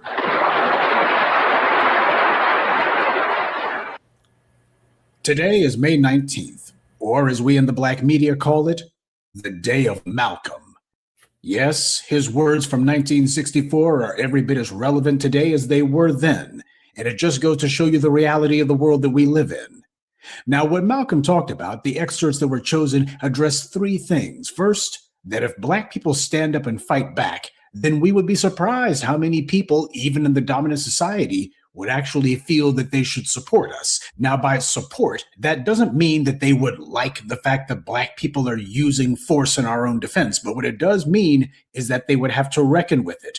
When black people stand up and fight back, we make a statement that there's something wrong and that it's of such severity that we have to resort to physical means to stop it. Everybody knows that we're being mistreated. They've known it for the longest time. They depend on it. But as long as we confine our opposition merely to singing, marching, and holding hands, then they can always just brush it off and rationalize it and say, well, the situation can't be that bad. Look at what they're doing. That's why the 2020 uprisings produced results. Marching and chanting was what people had done in the years leading up to the murder of George Floyd. But it wasn't marching and chanting that changed things. What finally made the thugs in blue get regularly arrested, charged, and convicted was when the people began to rise up. See, it's your white liberals and your Negro bootlicks under them who tell you you're going to be losing white support if you decide to actually fight back. And yet whenever we do, that's what gains support. That's because of the fact that nobody respects somebody who just lays down and takes abuse. It was people rising up, laying siege to the police's torture dungeons that they call precincts. That's what brought about changes because they had no choice but to reckon with it. By putting the police and these crooked prosecutors on the run, that was what broke the deadlock in the courts and damaged the racial nullification that these white prosecutors were relying on. Malcolm understood this fact 62 years ago. I firmly believe in my heart that the day that the black man takes an uncompromising step and realizes that he's within his rights, when his own freedom is being jeopardized, to use any means necessary to bring about his freedom or put a halt to that injustice, I don't think he'll be by himself. I live in America where there are only 22 million blacks against probably 160 million whites. One of the reasons that I'm in no way reluctant or hesitant to do whatever is necessary to see that black people do something to protect themselves, I honestly believe that the day that they do, many whites will have more respect for them and that there will be more whites on their side than are now on their side with these little wishy-washy love thy enemy approach that they've been using up to now. When you start acting like there's a real problem, you'd be surprised who starts looking at your situation and saying, hey, there might be a problem here. But you don't get that from good twubba. You get that from getting into the enemy's face. Something else that Malcolm talked about, how the U.S. Congress is based on a seniority system and how this is a fundamental problem that reinforces the oppression we face. The seniority system is also at the core of why it is that the government is not even responsive to a number of the white people who depend on it for their daily bread. Out of the 36 committees that govern the foreign and domestic direction of that government, 23 are in the hands of Southern racialists, men who in no way believe in the equality of man, and men who do anything within their power to see that the black man never gets to the same seat or to the same level that they are on. The reason that these men from that area have that type of power is because America has a seniority system. And these who have that seniority have been there longer than anyone else because the black people in the areas where they live can't vote. And it is only because the black man is deprived of his vote that puts these men in positions of power that gives them such influence in the government beyond their actual intellectual or political ability, or even beyond the number of people from the areas that they represent. They don't understand it, but we do. The seniority system entrenches people, not based on competence, but based on how long they've been there. The United States is not a democracy. It's a lot of things, but a democracy is not one of them. But among the fascism and the ethnocracy that it is also a gerontocracy. Gerontocracy means the rule of the eldest, and not just a little bit older than the general population, people who are at least a generation older than the general population. This is done by design. The people with the most antiquated mentality, the people who are only good for collecting their bribes and doing as their paymasters say, old people are not about change. They're just about maintaining the status quo until they make it to the grave. Just look at Joe Biden, mentored by Southern segregationists. That's who mentored him when he was a young racist on Capitol Hill back in the late 60s. And how did Biden turn out? He never changed. He remained the same reprobate racist until he was just this wrinkled up bigot in the White House. They say there's no fool like an old fool. Well, Malcolm proved that he was never one to suffer any fool gladly, no matter what their age. At any time you have a country, supposedly a democracy, and it can't enforce laws, even in the northernmost cosmopolitan and progressive part of it, that will benefit a black man, if those laws can't be enforced or that law can't be enforced, how much heart do you think we will get when they pass some civil rights legislation which only involves more laws? If they can't enforce this law, they'll never enforce those laws. Malcolm also said that the problem isn't that the right laws haven't been written or that the right laws aren't on the books. That's the same lie that they told about qualified immunity. They run that game to see if black people are going to be silly enough to fall for it. Malcolm knew better. Even after the Voting Rights Act and the Civil Rights Act, you still had the mess going on in New Bern, Alabama, where the state enshrined white misrule since the 1960s, and successive administrations of Democrats and Republicans alike totally ignored that and did absolutely nothing about it. They wouldn't even acknowledge that it existed. Black people had to solve that problem on our own. And when you look at the signature legislation of the 1960s, you see the same pattern. None of that was the result of these Democrats. It was the result of black activists. Don't ever let anyone take your credit from you. Because when you allow somebody else to take credit for what you do, what that also means is they got you looking to them for what happens next.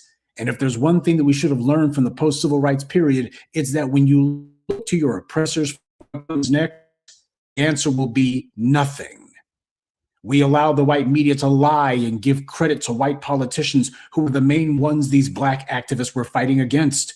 Malcolm warned you not to do that. The issues that we're dealing with, even now, Malcolm was calling it out decades ago. And before anyone says, but we did get the rights to vote, as a wise man once said, it means very little when black people in the South cannot vote and black people in the North have no one to vote for. Unless there's a candidate dedicated to your interest, then a ballot isn't power at all. The only thing it's good for is to let you choose which political prostitute is going to ignore you. Malcolm spelled out the rigged political charade of controlled opposition that comes from the so-called left. At no point did Brother Malcolm say anything about voting Republican or voting Democrat. He recognized that they're both on the same side against us. What he talked about was black representation. Unless that's on the ballot, it's a waste of time. Malcolm also talked about the need for self-defense. Now, to the best of my knowledge, Brother Malcolm wasn't a handyman, but he always carried his power tools. And he didn't ask anyone's permission for that one either. And he didn't care who that made uncomfortable. That's a lesson that black people failed to learn from Malcolm. He explained time and again that what makes people comfortable and what makes you powerful are usually opposites. And only a fool sacrifices their power for somebody else's comfort, especially people who are oppressing them. This is why the white media hated him. They ran a nonstop smear campaign against him even after he died. The white media tried to assassinate his character long before the white authorities assassinated him physically. And no, we're not silly enough to believe the official cover story that the white government fabricated. We think and act for ourselves, as he taught us to. We don't let the white media liars tell us who we are or who our heroes are or who we as foundational Black Americans are supposed to respect. They use their media to try to manipulate you. A society which in 1964 has more subtle, deceptive, deceitful methods to make the rest of the world think that it's cleaning up its house, while at the same time the same things are happening to us in 1964 that happened in 1954, 1924, and in 1984. They came up with what they call a Civil Rights Bill in 1964, supposedly to solve our problem, and after the bill was signed, 3 civil rights workers were murdered in cold blood. And the FBI head, Hoover, admits that they know who did it. They've known ever since it happened, and they've done nothing about it. Part of that is to attack certain individuals so as to make it socially unacceptable for you to revere them. That's a form of mind control. Well, we're not trying to win some popularity contest with the dominant society any more than Malcolm was. Oh, we know all about mind control, all right. We control our minds.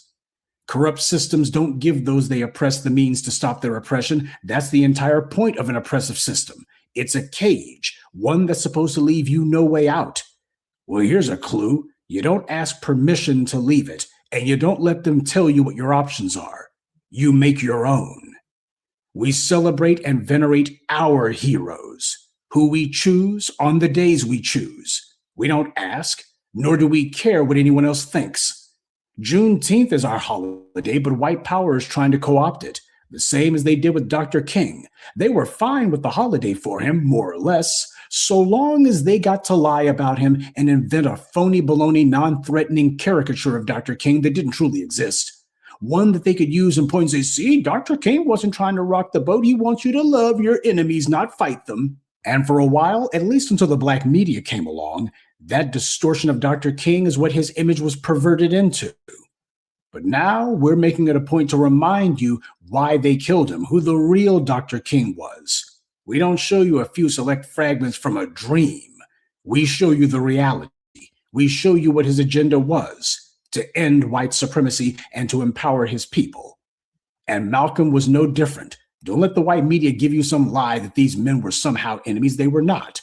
These men understood exactly what they were about. They differed as far as their tactics went, but the goal was exactly the same. And white supremacy's response to it was exactly the same. Malcolm's message was more direct, but no less frightening than Dr. King's. Recognizing our icons on our own terms is just like any other form of power. You don't ask your enemy for their approval. You ignore their objections, and you just do what you gotta do. The essential selfishness of survival, as Dr. John Henrik Clarke called it. And now it's the essential selfishness of empowerment. So, family, today, make sure you devote some time to remembering our shining prince. Listen to some of his wisdom and make sure you turn up the volume so that the white supremacists within earshot hear it. And when the enemy asks you, why do you hate us? You tell them, because a good man once taught us to know the difference between an angel and a devil. I have more respect for a man who lets me know where he stands, even if he's wrong, than the one who comes up like an angel and is nothing but a devil.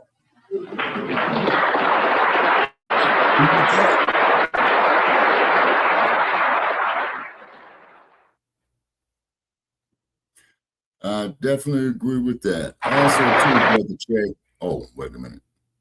Yeah. This is the speech I was at. I was 2 years old, just a tiny tot. Not realizing the history I was doing. What are your thoughts on the previous video?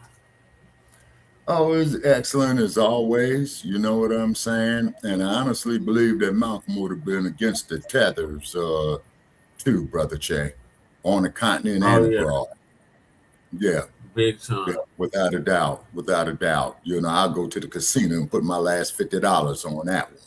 You know, but the thing is, though, Black family, you know, as the older you get, you know, any significant events in our people's history, please note them down. Write a diary on it. Put a log on it. You know what I'm saying? Shelve it. So when you make your appointment, you know, the ultimate appointment that is, and don't nobody know what time the appointment is, but you will not be late. it's imperative you save it for the next generations. You see what I'm saying?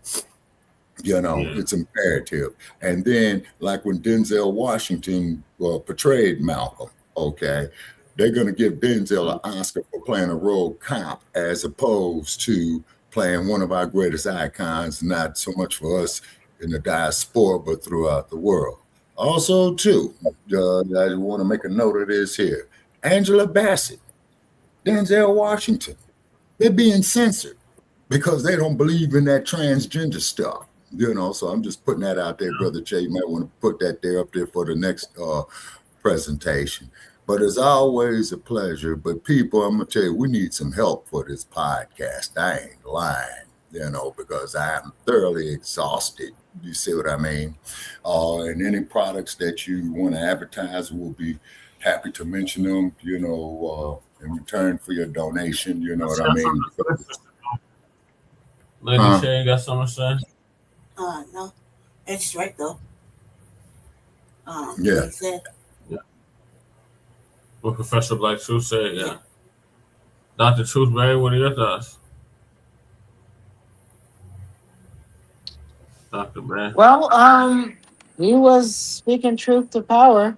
And one of the things that I realized, there's so many stories of Malcolm X, but one that we'd also forgot is where he came from.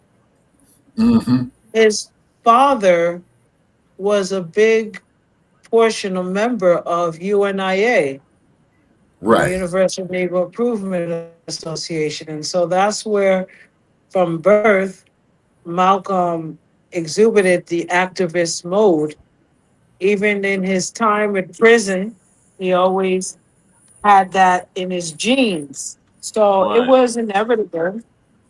It was inevitable for him to really make the statement throughout his career that human rights needs to be a law. It's not about civil rights because we don't have it. We are considered property to this day.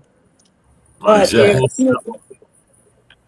yes, so if human rights was a law, a lot of the violations that are continued to be towards us would not exist, I wouldn't say they wouldn't try, but there'll be more protections for us as a people.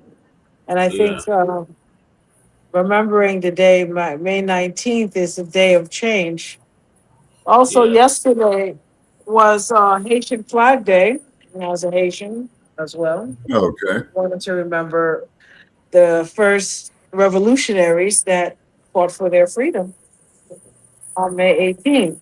So it's a very important month for us to remember. And I think the month of May should be more of a celebration rather than, Asian Heritage Month. It should be Black Liberation Pan-African Month 2.0. So that's something I think we need to work on.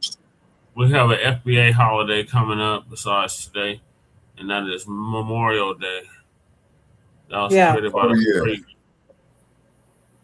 Yeah, that's next week. Yeah, for sure. Yeah. So just keep up the good work and continue to do the work. Yes, that's what we're gonna do, Dr. Bay. Appreciate you coming on. All right. I'm grateful to be here. Thank you, Dr. Bay. And then also, too, ladies and gentlemen, as I stated before, that Brother Chase was emphasizing on this speech that you see right here, May 2nd, 1962, is in Los Angeles. I was there as a tiny tot, and I did not realize of the history that I had witnessed. Who knows? Maybe that's probably why I feel the way that I do. What's that there? Years. You know what I'm saying? And the thing that I distinctively remember was that window right there to Malcolm's left. Okay. And it was warm that day. So I'm very, very glad. It was hot as hell that day. Yeah, it was. And then the smog was bad in LA too. And I remember my eyes burning, And then, but one thing though too that he did emphasize in his speech, what he said is that we will protect our women and we will kill over our women. You say, now that's great, that's beautiful, but what about the bed wenches? Okay, you know. Yeah, what about them? And now, so what about the tethers? What about the tethers? Okay, now the tethers, Malcolm would have been against them daggone tethers. That is a fact. You see what I'm saying? We war. Okay. That's what Black people says there. They're tribal, we war. Okay, so now that's the problem. Okay, and what had happened is that they just say it's them daggone neo-colonialists that is a main factor into that. Okay, Joe says if foreign Black people stood up for their countries versus ridiculing FBA growth. Okay, but on that there, Joe, as I stated before, you know, you got a lot of outside forces, you know, dealing with that as well too. Just say, so I got to research that, man. Y'all got me up here with so many notes and notepads, man. It's pathetic, you say. Yeah, so the moment has arrived for you to reminisce on being 2 years old and witnessing this in real time. Mm-hmm. Yes, sir. You know. Going on me.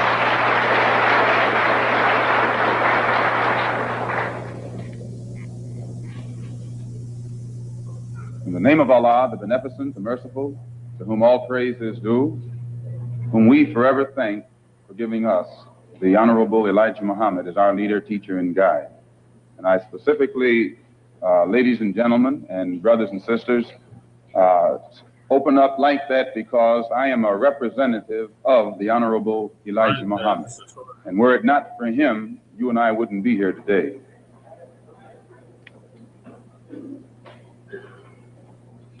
In order for you and me to devise some kind of method or strategy to offset some of the events or a repetition of the events that have taken place here in Los Angeles recently, we have to go to the root. We have to go to the cause.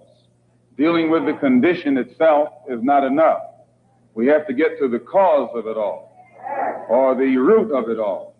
And it is because of our effort toward getting straight to the root that people oftentimes think we're dealing in hate. But first, I would like to congratulate and give praise to the Negro, so-called Negro leaders and so-called Negro organizations. And excuse me if I say so-called, it's hard for me to just outright say Negro when I know what that word Negro really means.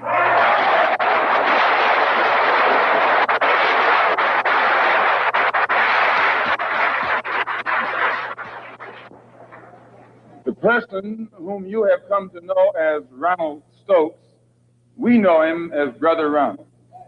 One of the most religious persons who displayed the highest form of morals of any black person anywhere on this earth. And as one of the previous speakers pointed out who knew him, everyone who knew him had to give him credit for being a good man, a clean man, an intelligent man, and an innocent man when he was murdered.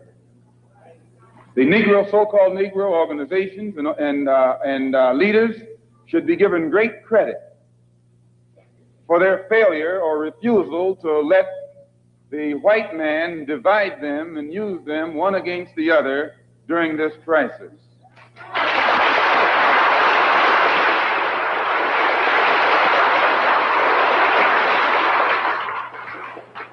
As Reverend Wilfred Wilson pointed out, I think it was 8 years ago today that the Supreme Court handed down the desegregation decision.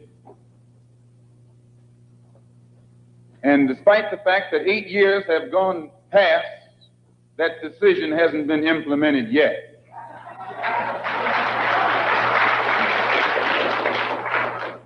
I don't have that much faith I don't have that much confidence.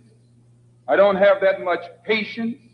And I don't have that much ignorance to...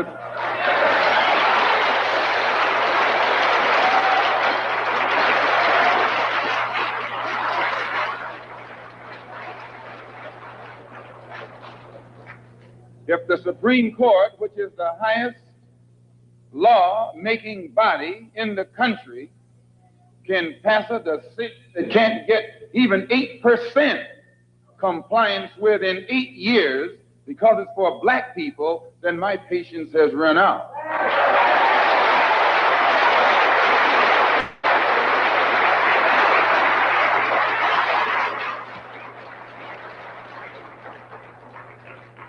When black people who are being oppressed become impatient, they say that's emotional.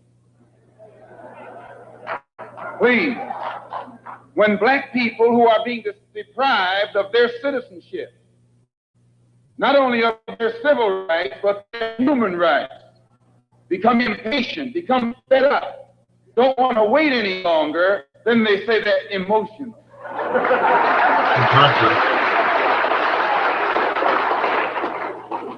The Negro, so-called Negro leaders and organizations should be praised. Shabaka.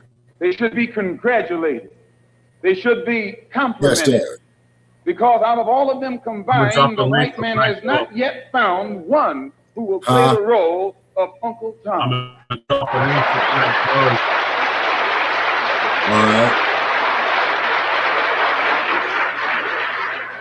But yet he has found no Tom, no puppet, no parrot who is still dumb enough in 1962 to represent the injustices that he's afflicting against our people. We don't care what your religion is. We don't care what organization you belong to. We don't care how far in school you went or didn't go. We don't care what kind of job you have. We have to give you credit for shocking the white man by not letting him divide you and use you one against the other.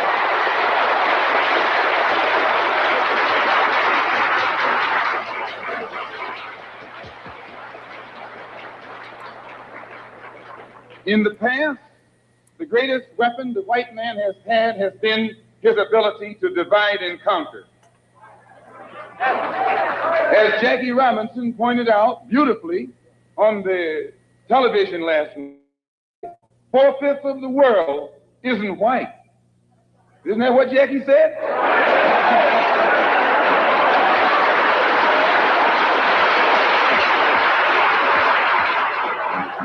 And if 4/5 of the world is dark, how is it possible for 1/5 to rule, oppress, exploit, dominate, and brutalize the 4/5 who are in the majority? How do they do it? Divide and conquer.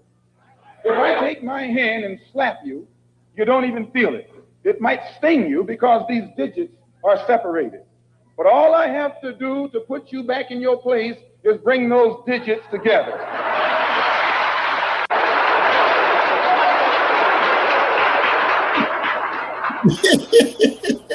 This is what the white man has done to you and me. He has divided us and used us one against the other. But today, thanks to Allah, you can say thanks to God or thanks to Jesus or thanks to Jehovah, whatever you want.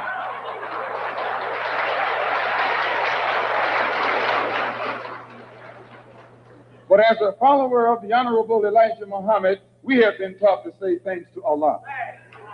And that's what Jesus said. Jesus called on Allah. He said, Allah, Allah, lama sabachthani. I believe what's good for Jesus is good for you. If Allah was good enough for Jesus to call upon, I think he should be good enough for you to call upon. Since the so-called Negro community has shocked the white man by resisting all efforts to divide us, I think that you and I should continue to shock him by staying and working together in unity. Despite religious, political, economic, or educational or social differences, let us remember that we are not brutalized because we're Baptists.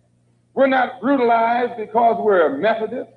We're not brutalized because we're Muslims. We're not brutalized because we're Catholics.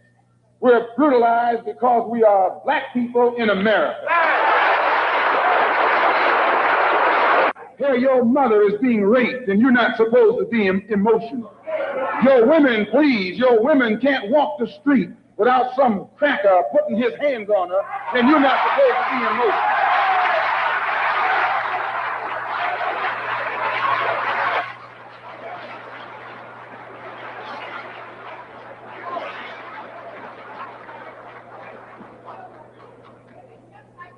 If you say that you're fed up, if you teach the Negro, people don't even know their own name. Why? Because he took it away from them. Please. 20 million black people don't even know their own language. Why? Because he took it away from them. 20 million black people who don't even know the history of their ancestors. Why? Because he took it away from them. And if you tell them how thoroughly and completely they've been robbed, he says you're teaching hate.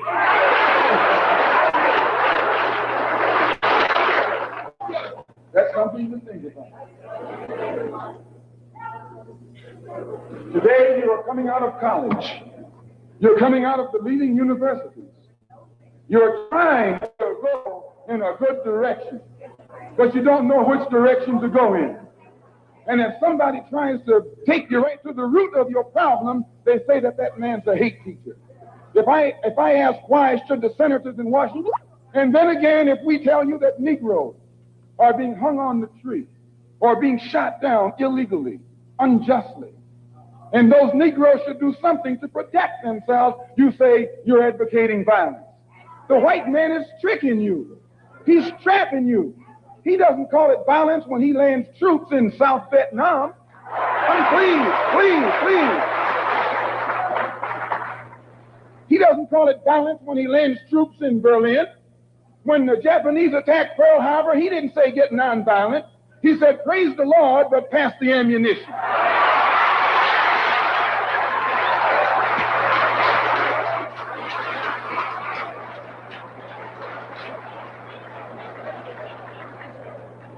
But when someone attacks you, when someone comes at you with a club, when someone comes at you with a rope, when someone comes at you with a gun, despite the fact that you've done nothing, he tells you, suffer peacefully. Pray for those who use you despitefully. Be long-suffering. And how long can you suffer after suffering for 400 years? So I just want to clear up that little point right there, because he says that we play on your emotions. And when you turn on your television tonight, or your radio, or read the newspaper, they're going to tell you in that paper that I was playing on your emotions. Imagine you, a second-class citizen. That's not getting emotional, it's getting intelligent.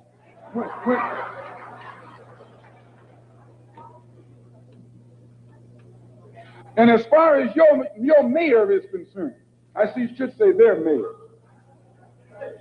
A man named York, who has been slandering the Muslims, a professional liar,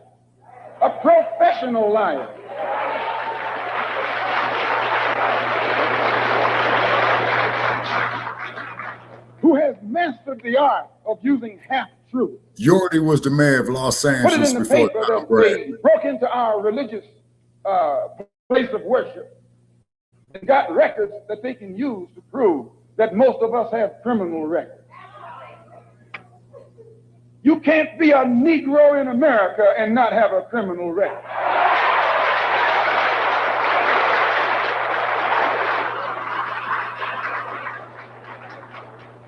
Martin Luther King has been to jail. Please. James Farmer has been to jail. Why, you can't name a black man in this country who is sick and tired of the hell that he's catching who hasn't been to jail. Charged him with being seditious. They put Moses in jail. They put Daniel in jail.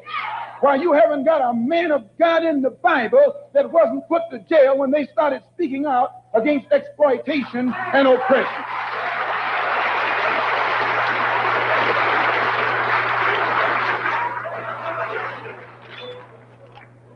They charged Jesus with sedition. Didn't they do that? They said he was against Caesar. They said he was discriminating because he told his disciples, go not the way of the Gentiles, but rather go to the lost sheep. He discriminated. Don't go near the Gentiles, go to the lost sheep. Go to the oppressed. Go to the downtrodden. Go to the exploited. Go to the people who don't know who they are, who are lost from the knowledge of themselves, and who are strangers in a land that is not theirs. Go to those people. Go to the slaves. Go to the second-class citizens. Go to the ones who are suffering the brunt of Caesar's brutality. And if Jesus were here in America today, he wouldn't be going to the white man. The white man is the oppressor. He would be going to the oppressed. He would be going to the humble. He would be going to the lowly. He would be going to the rejected and the despised. He would be going to the so-called American Negro.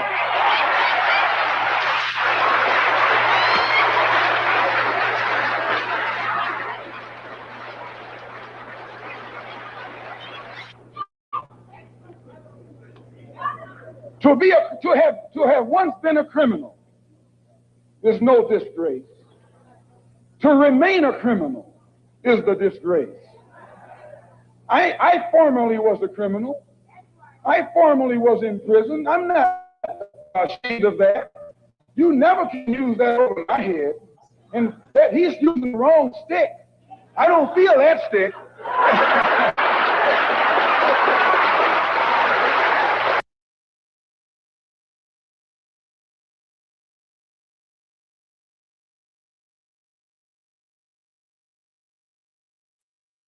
Okay, here they go. They're jamming us again. Okay, why am I not surprised? Okay, Brother Che, what's happening on your end?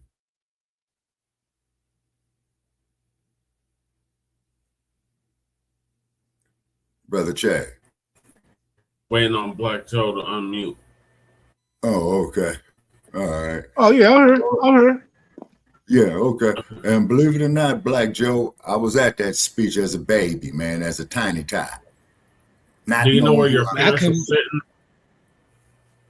No. Okay. Where the people are sitting at, Brother Che, they have a balcony up above it, and I was standing in the balcony.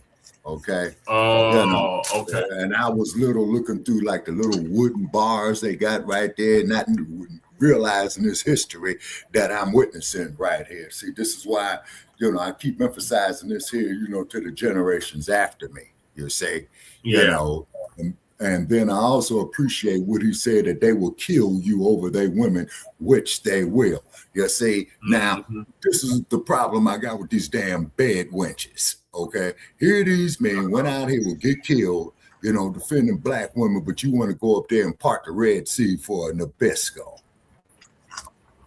And then, and all you people out there, who's hearing me say this, inbox me with your hatred and your vitriol. You see what I mean? You see, COG, for me, it don't matter to me who they part they Red Sea for. It's when they bash us for not protecting them from their own decisions. That's the problem. Okay, now that's a good point. Now, hold on, Joe. Now that is a damn good issue that you brought up right there, because I distinctively remember, man, in downtown Los Angeles, man, oh shit, about 1990, I see this Nabisco cussing out this black woman, right? And I was a little bit more solid than I am now. So, and I wasn't in a good mood, so that ticked me off, and it was hot in LA, but not too much with the smog. So I says, ma'am, do you require any assistance? She called me everything but a child of God, told me to shut the quote unquote, shut the fuck up. This is her husband, and this don't concern you. Gentlemen, I will never make that mistake again. And then for those of you on my live page, you Nabiscos, when you come up to me with your insults, I just delete and block your stupid asses and let you talking to yourselves, because you ain't gonna get that damn page tore down. Oh yeah, they devious. You know what I'm saying? They devious. You see what I mean? Well, Shabaka, we all the same. And you know what I say, Joe? I tell them Nabiscos, come bring your ass out here in the sun with me in the 121 degree temperature in about 30 days. Oh, it'll be nice and right. But you got to leave your sunscreen at home. You know what I'm saying? The biggest threat to America and pretty much the world is if the black Negro American man stop thinking with his meat. Well, you're right, because it will mislead you. You know what I'm saying? It can mislead you big time. You know what I'm saying? And, you know, and then these, that's 100%. Oh, absolutely. And then let's look at the Carolyn Bryants. You know what I'm saying? Let's look at the O.J. Simpson case. You see what I mean? You know. Speaking of that, Mark Harmon finally kicked the bucket. Oh, that's great news. Happy days are here. Happy days are here. The brother in Texas that came to his female co-worker's aid that was in a domestic that just got killed. Mm-hmm. So I'm saying, but I'm saying this because it's a history of us protecting them successfully, but there's also a history of us protecting them and dying, protecting them and going to jail. And when we die and go to jail protecting them, there's no only person that cares about that is the person's family who dies, not the person that they died for or went to jail for. So exactly. And then to give you some more cannon fodder there, Joe, just like this case that happened out here in Las Vegas, man, about what was that there, Brother Che, that we covered about a week or so ago. Yeah, about a week or so ago. Do you know, man, that Clark County has got them black men that went there and beat the shit out of that dude who was getting ready to shoot up the store, man. They charging them with crimes. So I'm keeping an eye on it, man, since I'm out here in Nevada, out here in the West, which is my region. So I'm keeping an eye on that. And as that case unfolds, we'll definitely will bring, you know, to the people's attention. One of the biggest problems with our people, we've been conditioned to be loud about our aggression. If we were a lot more silent about our aggression, it wouldn't be it would be more laws enacted to prevent negative things from happening to us, like hate crime laws and stuff that we've been begging for. Yeah, like can I give an example? Can I give a small example? Please the do. Cop that smoked Mike Brown, as good as these people are with doxing people for being anti-Meg Thee Stallion or anti-Clay, the dude that cheated on her. If you can dox people addresses for doing that, you couldn't dox that dude family. Like if his family was like driving to the store and there was like a car accident and they got hurt, it sends a message. Oh yeah, I feel you. Keyword accident. Yeah, exactly. So they expect us to pull up, rah, flash out, go to jail or die on scene. They don't expect a random act of violence. They don't expect karma to come crashing at them. All right. I land. Okay. All right, Shabaka, we gotta finish the speech up. Yeah, go ahead, finish the speech. Yeah. Mm-hmm. I went to prison because I believed in men like Sam York. I went to prison because I trusted men like Sam York. I went to prison following the philosophy of men like Sam York. But since I've been following the Honorable Elijah Muhammad, I have been reformed, and that's more, please. That's more than Sam Yorty and Chief Hocker and all these other white politicians have been able to do with the inmates in the prisons of this state. They should give Mr. Muhammad credit. They should give Mr. Muhammad credit for reforming and rehabilitating men whom they have failed to reform and rehabilitate. And those prisons he's talking about is playing putting so bad and false. Mayor Jordan referred to some press report that Mr. Muhammad had once been found guilty of contributing to the delinquency of a minor. He failed to explain purposely that in 1934, the Honorable Elijah Muhammad refused to send his children to the white schools in Detroit, Michigan that were teaching you about little black Sambo.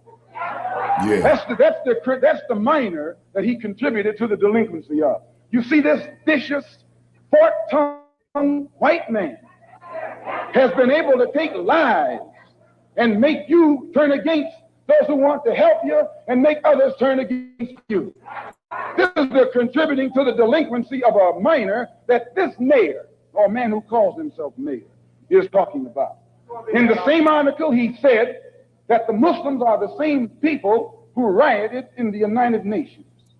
Someone should pull his coat and let him know that at the present moment, there are $6 million worth of suits leveled against two of New York's leading newspapers for making the mistake of charging the Muslims as being involved in those United Nations riots. We were not involved. And if this fork-tongued man who calls himself your mayor had taken the time to find that out, he wouldn't be walking into the trap that he's letting his ignorance lead him into.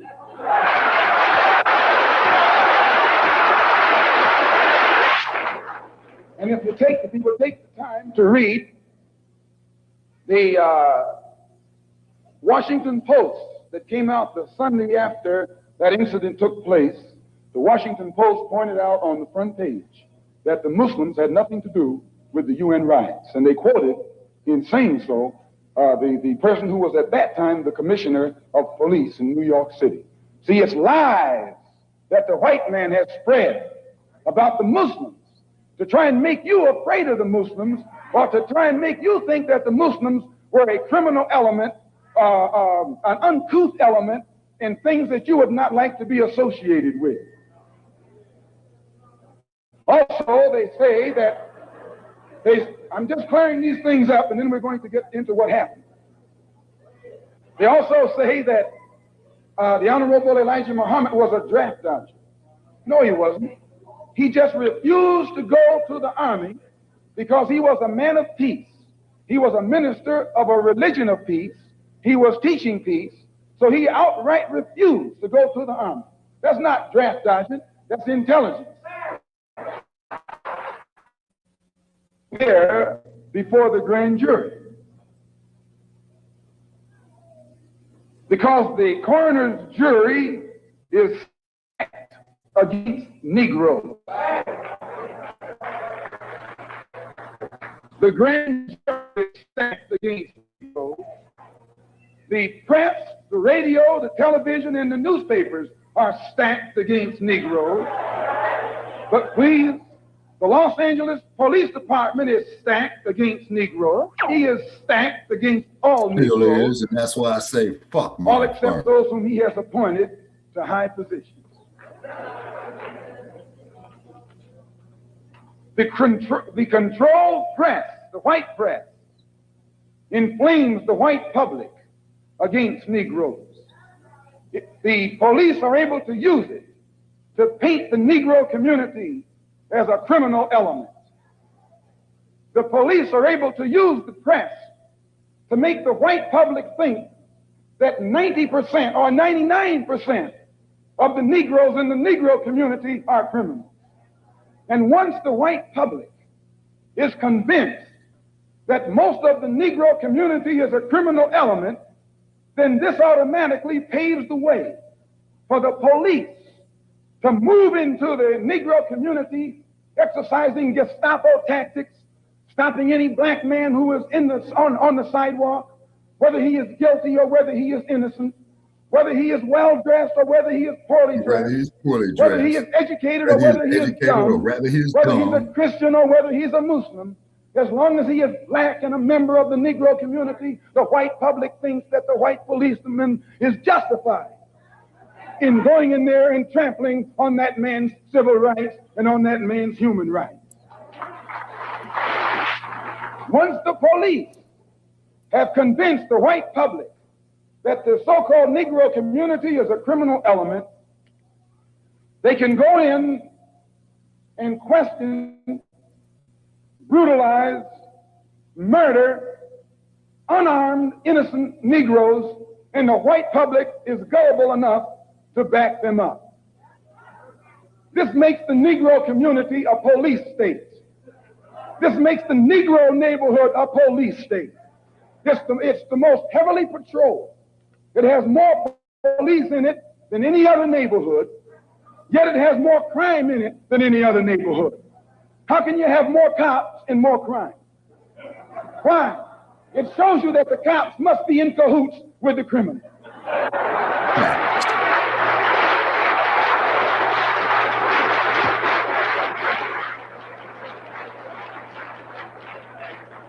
The texture of the hair that God pleased, that God gave them, so much that they'll put lye on it. Do you realize now, you know, brother, lye will eat a hole in steel, and you know your head is not that hard.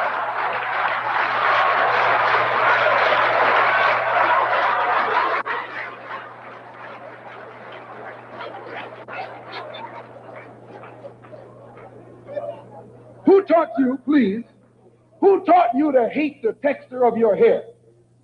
Who taught you to hate the color of your skin to such extent that you bleach to get like the white man? Who taught you to hate the shape of your nose and the shape of your lips? Who taught you to hate yourself from the top of your head to the soles of your feet? Who taught you to hate your own kind? Who taught you to hate the race that you belong to? So much so that you don't want to be around each other. No, before you come asking Mr. Muhammad, does he teach hate? You should ask yourself, who taught you to hate being what God gave you?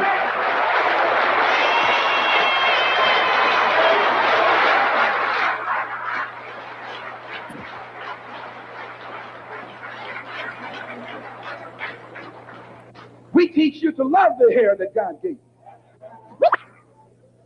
Here you way out in the middle of the ocean, can't swim, and you worried about someone that's in the bathtub and can't swim.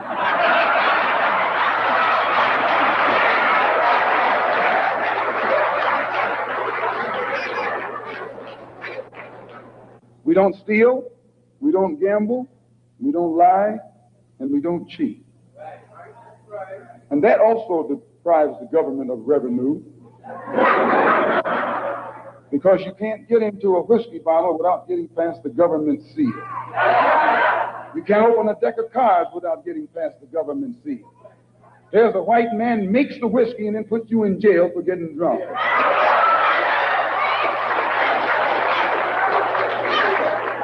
Yeah. He sells you the cards and the guy puts you in jail when he catches you using them. So he's against us because we fix it where he can't catch you anymore. We take the dice out of your hands and the cards out of your hands and the whiskey out of your head.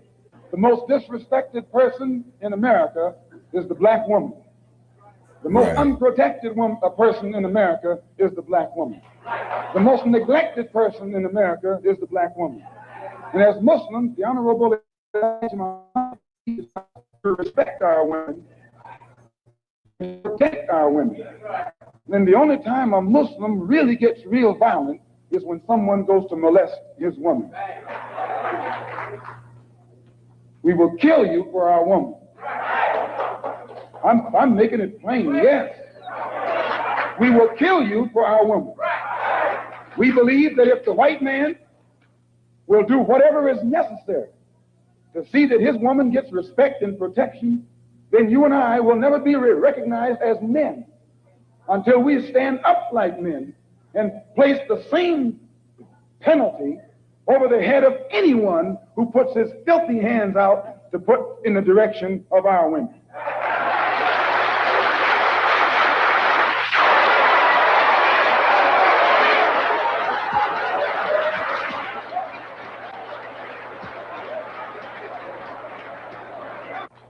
We respect them, but we want them to respect us.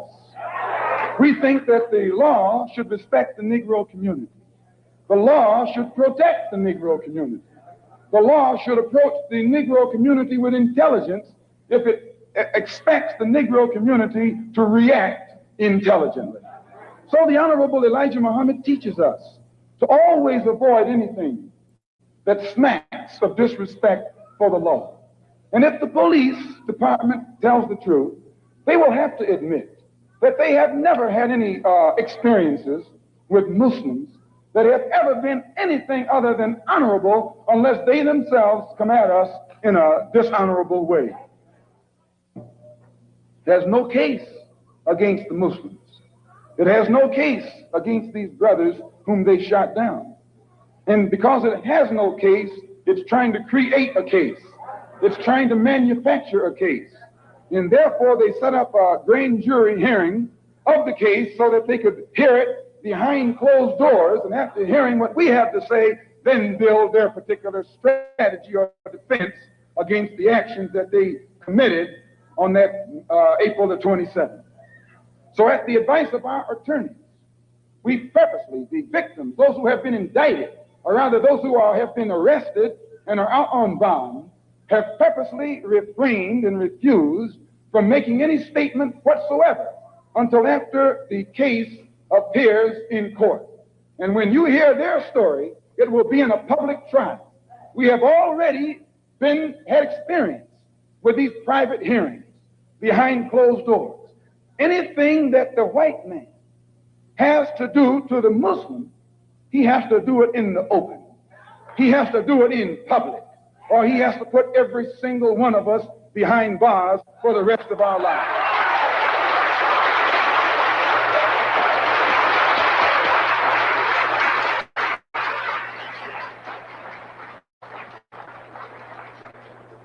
When Mayor Yorty called for a government investigation of a religious group that has the highest moral standard of any group in the Negro community, Mayor Yorty was giving you an example of what Hitler did in Nazi Germany when he began to go on the rampage.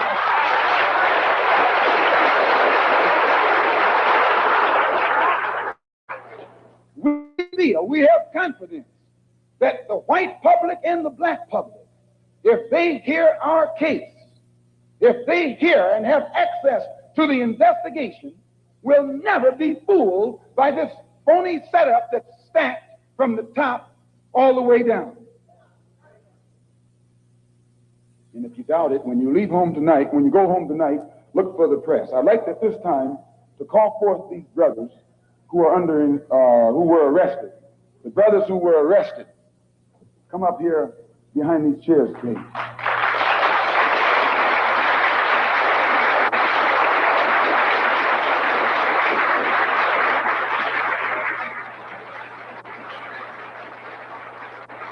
They were suspects. This wouldn't happen in a white neighborhood.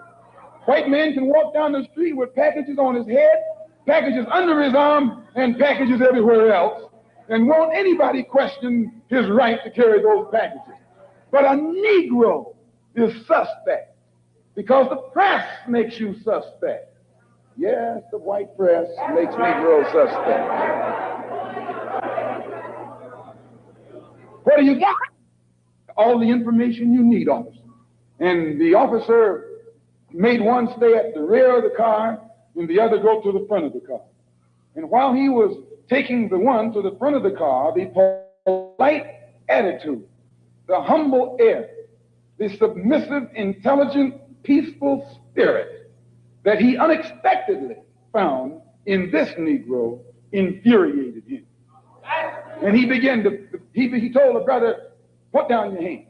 Brother was talking, he's not a criminal. A man has a right on the sidewalk to talk with his hands.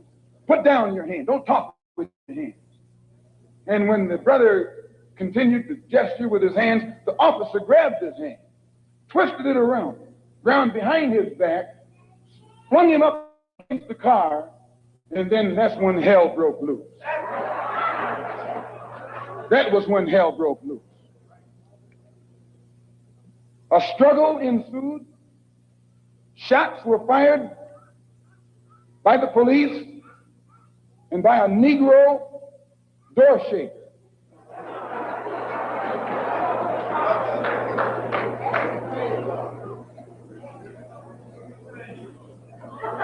An alarm went out.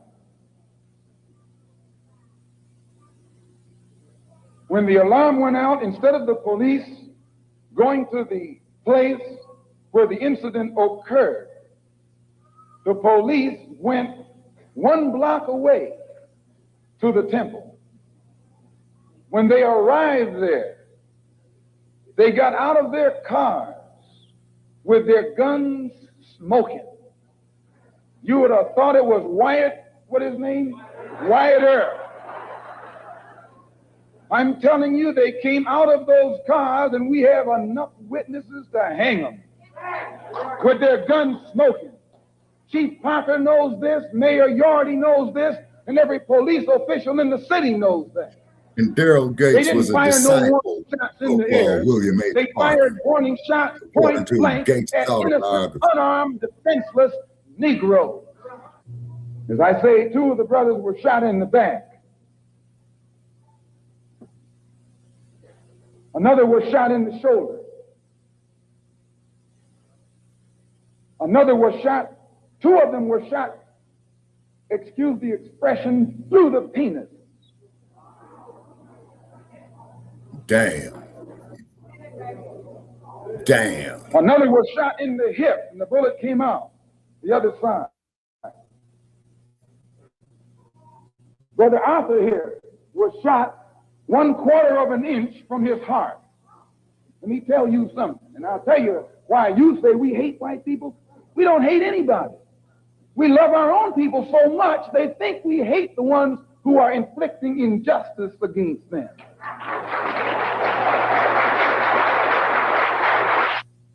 And who has been shot, the bullet having passed 1/4 of an inch through his heart. I'm not going to let him talk, which I think you can understand why.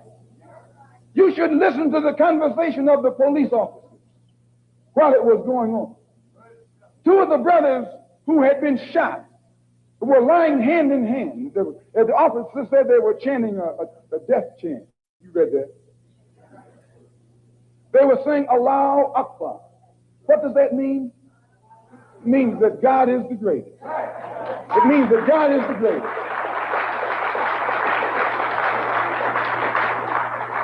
Understand, this that the white officer called a death chant was a prayer. They were praying when they were shot down. They were saying, Allahu Akbar. And it shook the officer up because they haven't heard black people talk any kind of talk but what they taught them.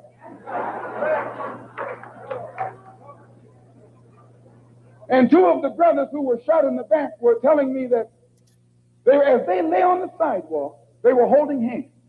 They held hands with each other, saying Allahu Akbar. And the blood was seeping out of them where the police bullets had torn into their insides. Still, they said Allahu Akbar. And the police came and kicked them in the head. Police kicked them in the head, telling them to shut up that noise, while they were laying on the sidewalk in front of our temple. Kicked them in the head. Shut up that noise. And one of them, when he was on his way to the police station in the ambulance, one of the ambulance attendants told the white cop, why don't you kill the nigger? He said, I'll tell him that he tried to get away. Why don't you kill the nigger while you got a chance? And I'll swear that he tried to get away. If he didn't say this, then I need to be put in jail, and I'll gladly go. One of them who was being taken to jail in a police car. As the ambulance sirens were coming to the place, one of the policemen said to the other, what are the ambulances rushing for? Nothing but some niggers. So he looked in and saw the Muslim brother sitting beside him, and he said, and he shut up. But after he got to the jail, the same officer that said this turned to the brother and said, I hope that you didn't get offended by what I said back there under the heat of emotion, because some of my best friends are colored. This is what he said. That's his password. Some of my best friends are colored.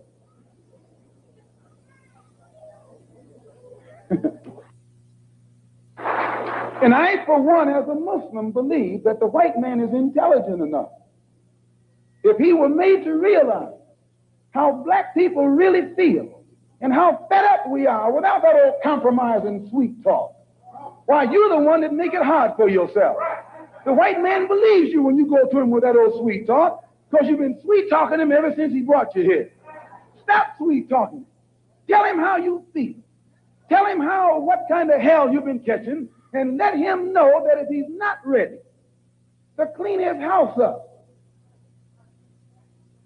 if he's not ready to clean his house up, he shouldn't have a house.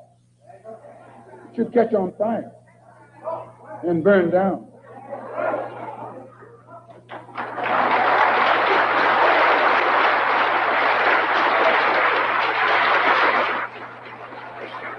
Muslims, we identify ourselves with the dark world. So we're not any minority. We're part of the majority, and the white man is the minority.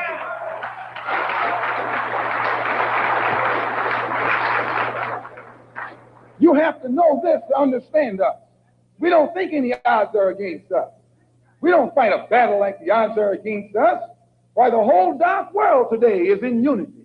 It's one. If you don't think so, look at the United Nations. When the dark world votes, they vote as one. They get the colonialists out of Africa and out of Asia, telling them to get out. They don't have any nuclear weapons, but they got a solid united voice, and their unity alone is sufficient to drive the oppressor and exploiter of their people out of their own country. You and I need to learn a lesson from that right there. In the UN, the dark world consists of Buddhists, Hindus, Shintoists, Taoists, Christians, Muslims, everything. But they're together. They forget their religious and political differences. They think as one. They move as one against a common enemy. And right out of Algeria, he's going. Don't think he's not going. He's going. They're getting him out of Angola, out of Tanganyika, out of Angola, out of Uganda, out of Kenya. He's going from South Africa too. He hasn't got long to be there.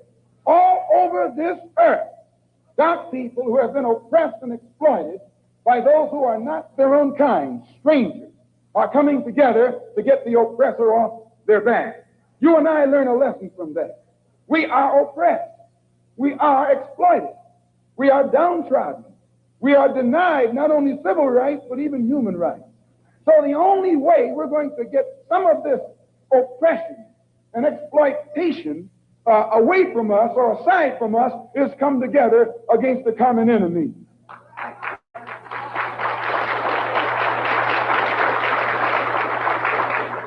When they sat down at the Bandung Conference, everyone there had this in common: a dark skin. Some of those who were sitting there were socialists, some were communists, some were capitalists, some were Christians, some were Buddhists. They were everything. But all of them was dark skin. And they looked at that dark skin and agreed that this is one thing they had in common. Forget that you're a Methodist. Forget that you're a Catholic. Forget that you're a Protestant. Forget that you're a Muslim. Remember that all of us are black and we're catching hell.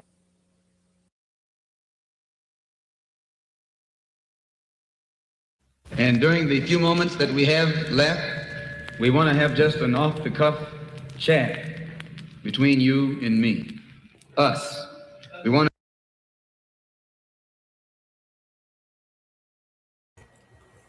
Shabaka. Shabaka. Yes, sir. You're going to have to cut this short. I was going to play this next speech. That's going to be it. All right. Okay. And this here is bringing back some memories to me, that I'm kind of reflecting, going through in the early 1960s. And keep in mind, I was just a tiny tot, at this time. Okay. But however, it's quite obvious that it made some type of impression on me in my adulthood. Obviously. Yeah. And then at the same token, as well too, there were some guys, man, in Oakland, California around that time. I think one of them was Newton, the other one was Seal. Yeah. And when he used to speak at UC Berkeley, hey, Michael. And then when Malcolm used to speak at UC Berkeley, Dr. Newton had stated that, they listen to everything he said, but they had wanted to take out the concept of a religion in it. So thus in turn, you know, we all know about the 10-point program and what have you. And then, of course, you know, they exercised the Second Amendment rights in California at that time. And that old senile motherfucker who wound up becoming your 40th president made it against the law to carry, you know, to have guns in California. And from what I understand, what the current law is that you can transport a firearm in your vehicle, but the ammo and the firearm have to be separated, but it cannot be in arm's length. It has to be in the trunk. But at the same fucking token, here the LAPD is carrying 2 shotguns in a car on the front floorboard across from each other. And then the California Highway Patrols is having their shotguns in their vehicles, you know, in a vertical position. You see, but you're supposed to have Second Amendment rights, you know. But yeah, as Brother had said, as we all know, in a perfect world. Yeah, all this is hypocrisy. Okay, so after this last clip, ladies and gentlemen, this is going to be it for Shabaka's Black Experience Enhanced. Air date of this episode is May 19th. I wanted to get the ballot and the bullet, but we're not going to have time. Okay, all right, yeah. Okay, that's cool. That's cool. Okay. And then... see the ballot or the bullet or message to Grassroots? Okay, all right. Message to the Grassroots. Okay. And then too, speaking of ballots, I'm also looking at these damn losing ass black ass politicians losing in the southern states, which is no great loss. Okay. And then on or the biography. Yeah. Yeah. And then also too, for our people out there, which one? The biography or the other one, the speech? Let's go. Oh, okay, let's go with the biography.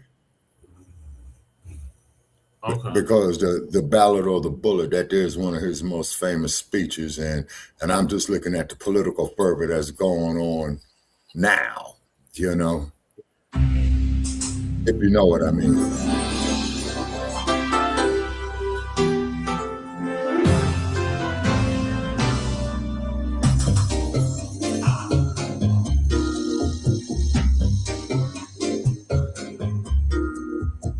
Michael. Hey, Michael. Hey, guys. How you guys doing today? Okay, so what do you think about what I've lived through, man, of Malcolm speaking there in 1962?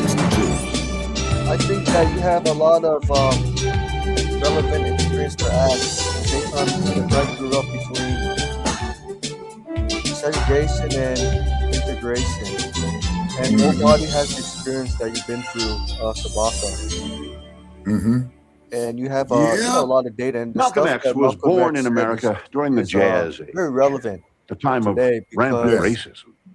A time when African Americans were treated as second-class citizens and had few opportunities. Not really changed at all. It's just that they early in his short life, Malcolm worked at a variety of menial jobs, eventually turning to a life of crime. He spent years in prison.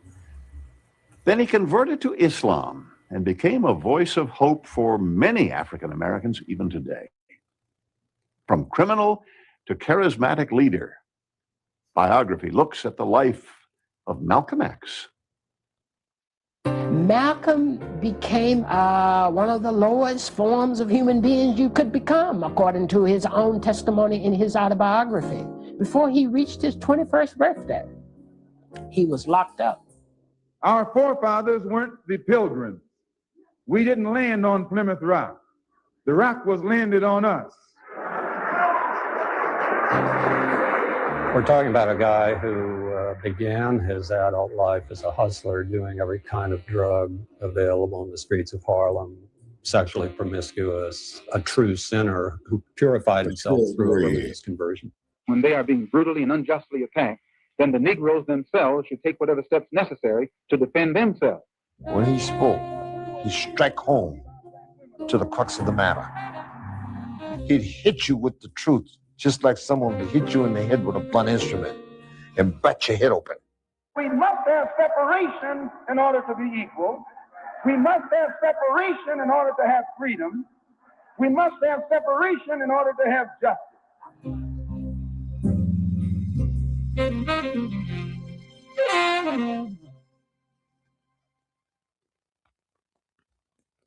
What is your real name?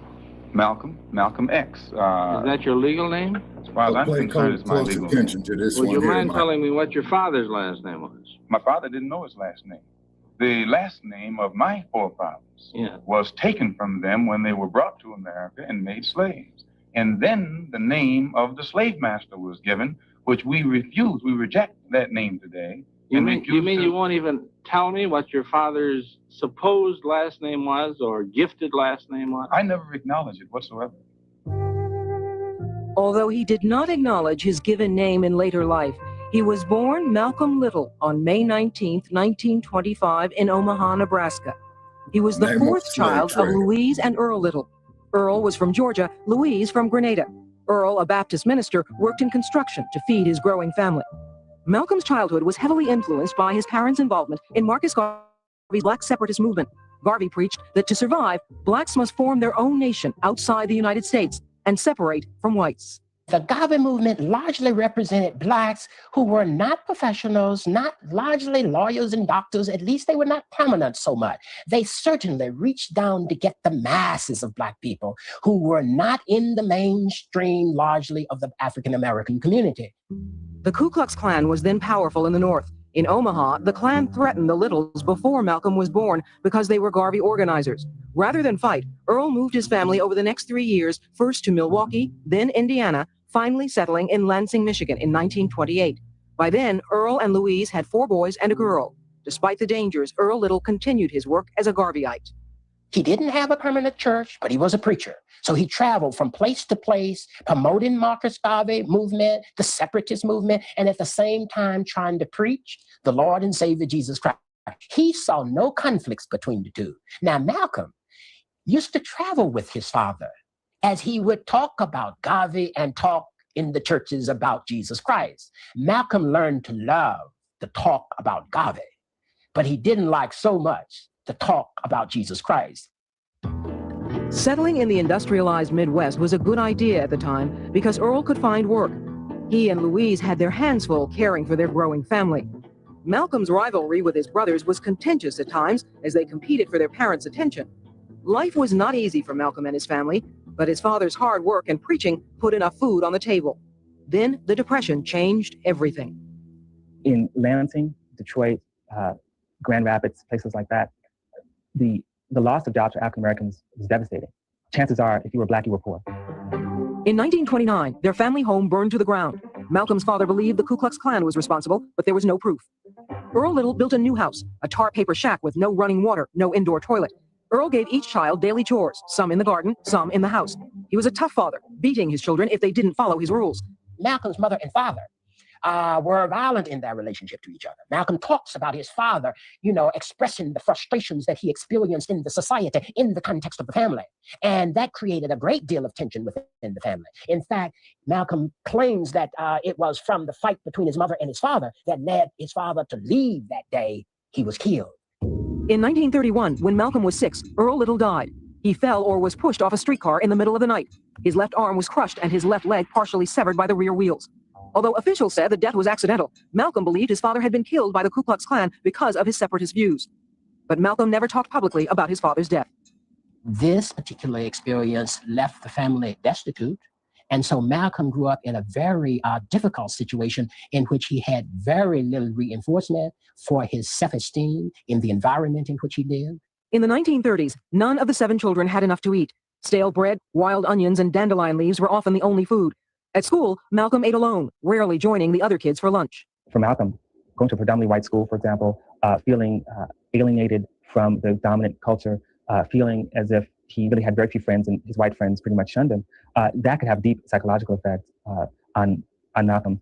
He was tall, handsome, red-haired, light-skinned, different, even within his family. Much of the color symbolism was reflected in the context of that family. Malcolm's mother was very light complexion. And so Malcolm's father was a very dark complexion man. So the children were mixed. Some were dark, some were light. Malcolm was light, red, very much like his mother in color. So his mother was hard on him. She wanted Malcolm to get in the sun and put some black on him. Malcolm became a troublesome child after his father's death. His mother found it hard to supervise her family alone. Though Malcolm was a good student, he became a disciplinary problem, and he was moved from school to school. But despite all that, in the 7th grade, he was voted class president. Years later, Malcolm realized this was his first experience with tokenism. Being the only African-American or one of a few also makes you an exotic. He did get a lot of attention, and people noticed him wherever he went. It's also an unusual situation to be not only young, black, poor, in a predominantly white community, but to be as intelligent and as articulate as he was, which made him in some respects an automatic leader even among his peers. Because his teachers found him so hard to handle, in the 8th grade, Malcolm was placed in a white foster home in Mason, Michigan. The authorities thought new surroundings would calm him. Soon he was first in his class, but his desire to achieve, to be somebody, quickly faded. In fact, when he was in the 8th grade, the incident that forced him to drop out of school, embarrassed him, made him feel like he was not important, was when his teacher asked him what he wanted to be when he would grow up. Brother Che, freeze that for a second. I just want to make one small comment. And his teacher said to him, Malcolm, you have to be a little more realistic than that, because you can't be that and a nigger at the same. Shabaka, I can't freeze too much longer because I'm up against the clock now. But go ahead. Well, anyway, but anyway, he was the one that wrote that book that I read called Martin Malcolm in America, where Dr. King was talking about his kitchen experience. Okay, yeah, I just want to put that there. He was the author of that book. Martin Malcolm in America is the name of the book. Okay, please continue. Okay. Time. Being a lawyer is no realistic expectation for a nigger, he said.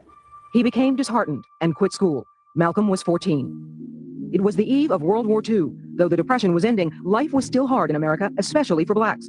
Malcolm's mother, Louise, was pregnant with her 8th child. The father was unknown. She was increasingly losing touch with reality. After her son was born, she was found wandering in the cold of winter, her feet bare, her baby boy held tightly in her arms. Louise was declared legally insane and committed to Kalamazoo State Hospital. Malcolm now had neither mother nor father to guide him. He could not be just like the white children, and thus being shown in many ways that he could not be accepted just like anybody else. And this tension grew in Malcolm, so much so that he dropped out of the dominant society. School had no meaning for Malcolm. Teachers could not discipline him. He sometimes stole. But something new was on the horizon. His half-sister Ella, a daughter from Earl Little's first marriage, came from Boston to visit the family. After she returned home, she asked Malcolm to stay with her over the summer. She knew her half-brother was having a difficult time and took it on herself to save him. But Boston opened Malcolm's eyes. Boston was the big city, and he was treated by his peers immediately as a kind of country bumpkin, backwards, young. And one way to escape that country baggage was to enter a kind of cool subculture, in this case of the zoot suit, of the hipster, a kind of underground, predominantly male youth culture that was raging in the late 30s and early 40s. After the summer, Malcolm returned to Lansing, where his family was still struggling to survive. He felt isolated and sent Ella a letter saying he wanted to live in Boston. She told him he was welcome. By February 1941, he was back in a city that would change his life forever. After the death of his father, his mother's confinement in an insane asylum, and his increasing loneliness as one of the few blacks in East Lansing, 15-year-old Malcolm was anxious to return to the predominantly black Roxbury section of Boston. Once there, he gave his sister Ella more problems than she could handle. She literally went around the streets looking for him. Because, he came to Boston, like he was a country boy. And he, of course, had to do a lot of ducking and dodging because there were a lot of relatives who lived in Boston at that time. And he just, just became completely dazzled by everything and wanted to get out there. Malcolm wanted to be like the blacks at the dance hall, the ballroom hall. He wanted to be like the blacks who were not ashamed of who they were and who lived in the underworld. And he became a part of it. When you go to a place like the Rosen Ballroom, for example, they were packed full of young people, men dressed in zoot suits. Young women who sort of identified with the hipster culture. Malcolm bought a colorful zoot suit. Then he took the painful, fashionable step of conking his hair, straightening it using lye, raw potatoes, and eggs. He was starting a new life. Though Ella wanted him to be a lawyer, to go into business, Malcolm's thoughts were elsewhere. After years as an outsider, Malcolm had finally found a place where he belonged. They embraced him because one, he was articulate. They embraced him because he ended up being a very good dancer. He was stylish. He was able to put on a suit of clothes and look like a changed person, a brand new person, and step out of his background and into kind of a whole new world. Part of that world was the inner sanctum of the pool hall, the hangout of hustlers, hipsters, budding crooks, and small-time criminals. I used to play pool in this pool every day. And Malcolm had a reputation in Roxbury at that time of being one of the best dressed men in town with the famous zoot suit. And he was standing on the sidelines watching the fellas shoot pool. One day in the pool hall, Shorty Jarvis made a great shot and in the excitement lost his watch. And I looked at Malcolm and I said, "You didn't see it, did you?" Because he was a newcomer. And he had a smirk on his face. And I walked up to him quick with my hands in those days, grabbed him and I drew back to hit him. And when I did, somebody grabbed my arm and said to me, "No, he didn't take your watch. Somebody else got your watch and they're gone." Now I was in the process of apologizing to him and straightening out his shirt. "Man, I'm sorry. I falsely accused you," and so on and so on. That was the beginning of our friendship. Despite the fancy clothes, to survive, Malcolm had to take what he called slave jobs, menial work open to blacks. He worked as a kitchen porter on the New Haven Railroad, bussed tables, swept floors. In nightclubs where he met the big entertainers of the day, Malcolm shined shoes. The jobs gave him money to eat, leaving him time to develop his skills as a petty criminal. Malcolm was, in my opinion, a beautiful con artist. He was a thinker. And he learned these things from street smarts, I call it, from living on the streets and being around people in the hustling world. He could meet you on the street, as I've told it many times, and be broke and talk you out of your last $2, and you'd give it to him with enthusiasm. Working on the railroad allowed Malcolm to travel freely and often between Boston and Harlem, New York. Harlem was the capital of not just the hipster culture, the capital of the black world. And so going to Harlem for Malcolm was like going to Harlem for a lot of African Americans. It was entering the most exciting place you can possibly be. Malcolm, already part of Boston's subculture, became part of Harlem's thriving underground economy. He moved into pimping, steering white men to black prostitutes. During World War II, Malcolm was a petty stick-up man, ran numbers, sold marijuana. He frequented jazz clubs, was a small-time pusher, and used every drug he could find. Clubs where jazz was performed were places of exchange for drug dealers and users. And so the whole world that surrounded Malcolm was also one infested with drugs. And so it was hard for him to escape that possibility. In spite of the lure of Harlem, Malcolm always returned to Boston, to Roxbury, where he was admired for his flashy clothes and his charismatic personality. He was like a Romeo, and I say that. The girls were all after him. He was the type of person that when he walked down the street, he would command attention. With that blood red hair he had, and with that zoot suit on, the girls were all in love with him. During Christmas 1945, Malcolm, in constant need of new thrills, went on a spur-of-the-moment robbery spree in Cambridge with Jarvis and 3 white women, one of whom was Malcolm's girlfriend. We went out stealing for 2 weeks for a fun kid. Somebody in the gang said, "Oh, let's go out and break in somebody's house for fun." Being adventurous as young people like to be. We certainly wasn't doing it for money.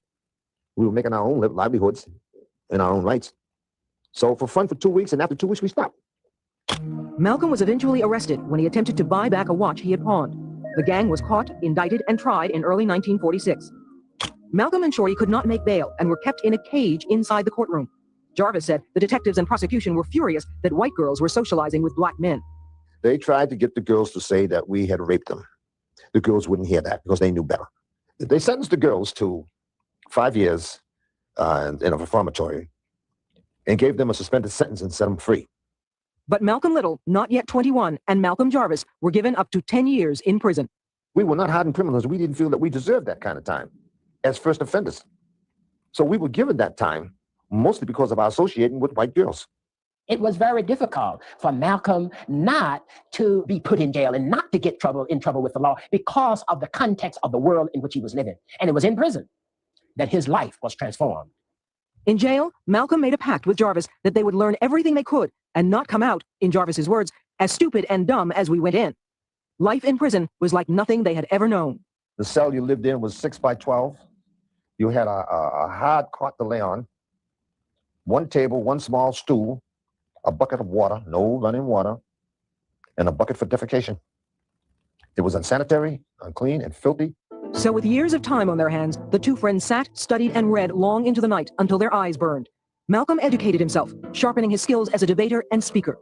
While he was in prison, Malcolm's brothers, Wilford and Filbert, had become members of the Nation of Islam, a small black separatist movement in Detroit led by Elijah Muhammad, a one-time follower of Marcus Garvey. Malcolm's brothers urged him to convert, saying they'd found a religion, a way of life that offered survival. At first, Malcolm resisted. Then he relented. His life was transformed. He saw Christianity as the white man's religion, as the religion of black people who wanted to become like white people. But here in the black Muslim, the Nation of Islam, he encountered a religion that reinforced his identity as a black person and enabled himself to love himself as a black person. He didn't have a particular love for white people. And they used to call him Satan at one time because they thought he was evil. A lot of the white inmates especially used to call him that. In 1952, after 6.5 years in prison, Malcolm Little was released on parole wearing a $10 suit. He moved to Michigan to be with his older brother Wilfred. In Detroit, he would once again transform himself. After 6.5 years in prison, Malcolm was released in August 1952. He went to Detroit, where his brother Wilfred found him a construction job. He joined the Nation of Islam's mosque. He worked hard to gain acceptance, to earn his X, his new name for his new life as a black Muslim, to replace the slave name imposed on his forefathers. Malcolm soon went to Chicago, the headquarters of the Nation of Islam, where he met with Elijah Muhammad and officially became Malcolm X. His religious conversion was complete. It is an about-face, a complete turnaround, a totally new life in which Malcolm, who was the criminal, now becomes a minister in the religion of Islam. When Malcolm came out of prison, the Nation of Islam was a quite isolated little sect of about 400 souls. He would tell Muhammad, you've got to bring this message to a much larger audience. So he became a recruiter, one who went out and fished, as he said, for others to become a part of the Nation of Islam. The Negro will be serving notice that no longer does he believe in turning the other cheek and being the constant victim of someone else's brutality. The message of Elijah Muhammad was clear. The Nation of Islam did not need white people or white society. Black self-esteem came first, and with it, the establishment of a separate country inside the United States for blacks alone. Failing that, blacks should be allowed to return to their African homeland. We are African, and we happen to be in America. We're not American. We are people who formerly were Africans who were kidnapped and brought to America. Our forefathers weren't the pilgrims. We didn't land on Plymouth Rock. The rock was landed on us. The message was always, this is a racist society. White folks are not going to rescue you. Forget about the civil rights movement. Forget about the civil rights legislation. You will never get real freedom and recognition between black and white people in this country without destroying the country. It was a message that terrified white America and was too extreme for most black Americans, who saw the more moderate civil rights movement growing. In 1954, in Brown versus the Board of Education, the Supreme Court said public schools must be integrated. In 1955, Rosa Parks started the Montgomery bus boycott by refusing to move to the back of the bus. Martin Luther King Jr., at 26, began his rise as a leader in the push toward integration. The Negro citizens of Montgomery, Alabama will return to the buses on a non-segregated basis. Meanwhile, the Nation of Islam struggled to win converts. Malcolm became the chief evangelist for the Nation of Islam, and he would go from city to city with great success. As a reward, Elijah appointed Malcolm head of Temple 7 in New York. Who was He that became man the national standing representative to the for the right Nation of Malcolm Islam. in that And photo is right there? regarded I'll give you one very guess. highly as the number 2 person in the Nation of Islam. And it will be being regarded as the number 2 person that will eventually lead to all kinds of jealousy. Move to the head of the class, young man. Elijah regarded You're Malcolm right. as a son and told him he should marry for the good of the movement. In January 1958, at age 32, Malcolm wed Betty Saunders, who had gone to college and was planning to become a nurse. They moved to a small house in East Elmhurst, Queens, owned by the Nation of Islam. In November of that year, Atala, the first of their 6 daughters, was born. Malcolm was a caring father, a good husband, but he was almost never home. His missionary work and message came first. Blacks have been deprived for hundreds of years. It's time to take a stand. In the areas of the country where the government has proven itself unable or unwilling to defend the Negroes when they are being brutally and unjustly attacked, then the Negroes themselves should take whatever steps necessary to defend themselves. Because of Malcolm's efforts and his personal charisma, the movement was growing fast. Malcolm was very easy to grab hold to because Malcolm was John Wayne. Malcolm was all the things in the movie that we saw about our heroes. Our heroes didn't take nothing from nobody, and they always had the best lines. Tall, lean, handsome, was that, Shabaka? magnetic, a brilliant. Who was that black man speaking? That was Dick Gregory. Yeah. Smile, dazzling smile.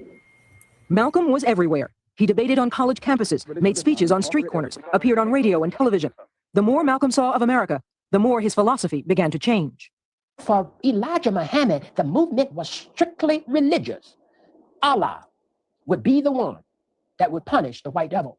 Malcolm, however, did not want to wait on that.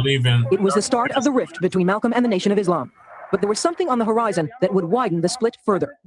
Malcolm discovered that Elijah might have fathered as many as 8 illegitimate children. He thought if the story got out, it could seriously hurt the movement.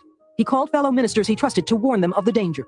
All 3 of the people he told immediately blew the whistle on him, called headquarters in Chicago and said, Malcolm is blaspheming against the messenger. He was the object of a lot of jealousy, so I think those people were motivated partly by jealousy. One of them was Louis Farrakhan. Malcolm's finding out that Elijah Muhammad was actually the biggest hypocrite of all was quite devastating to him. It took the very foundation upon which he was standing out from under his feet.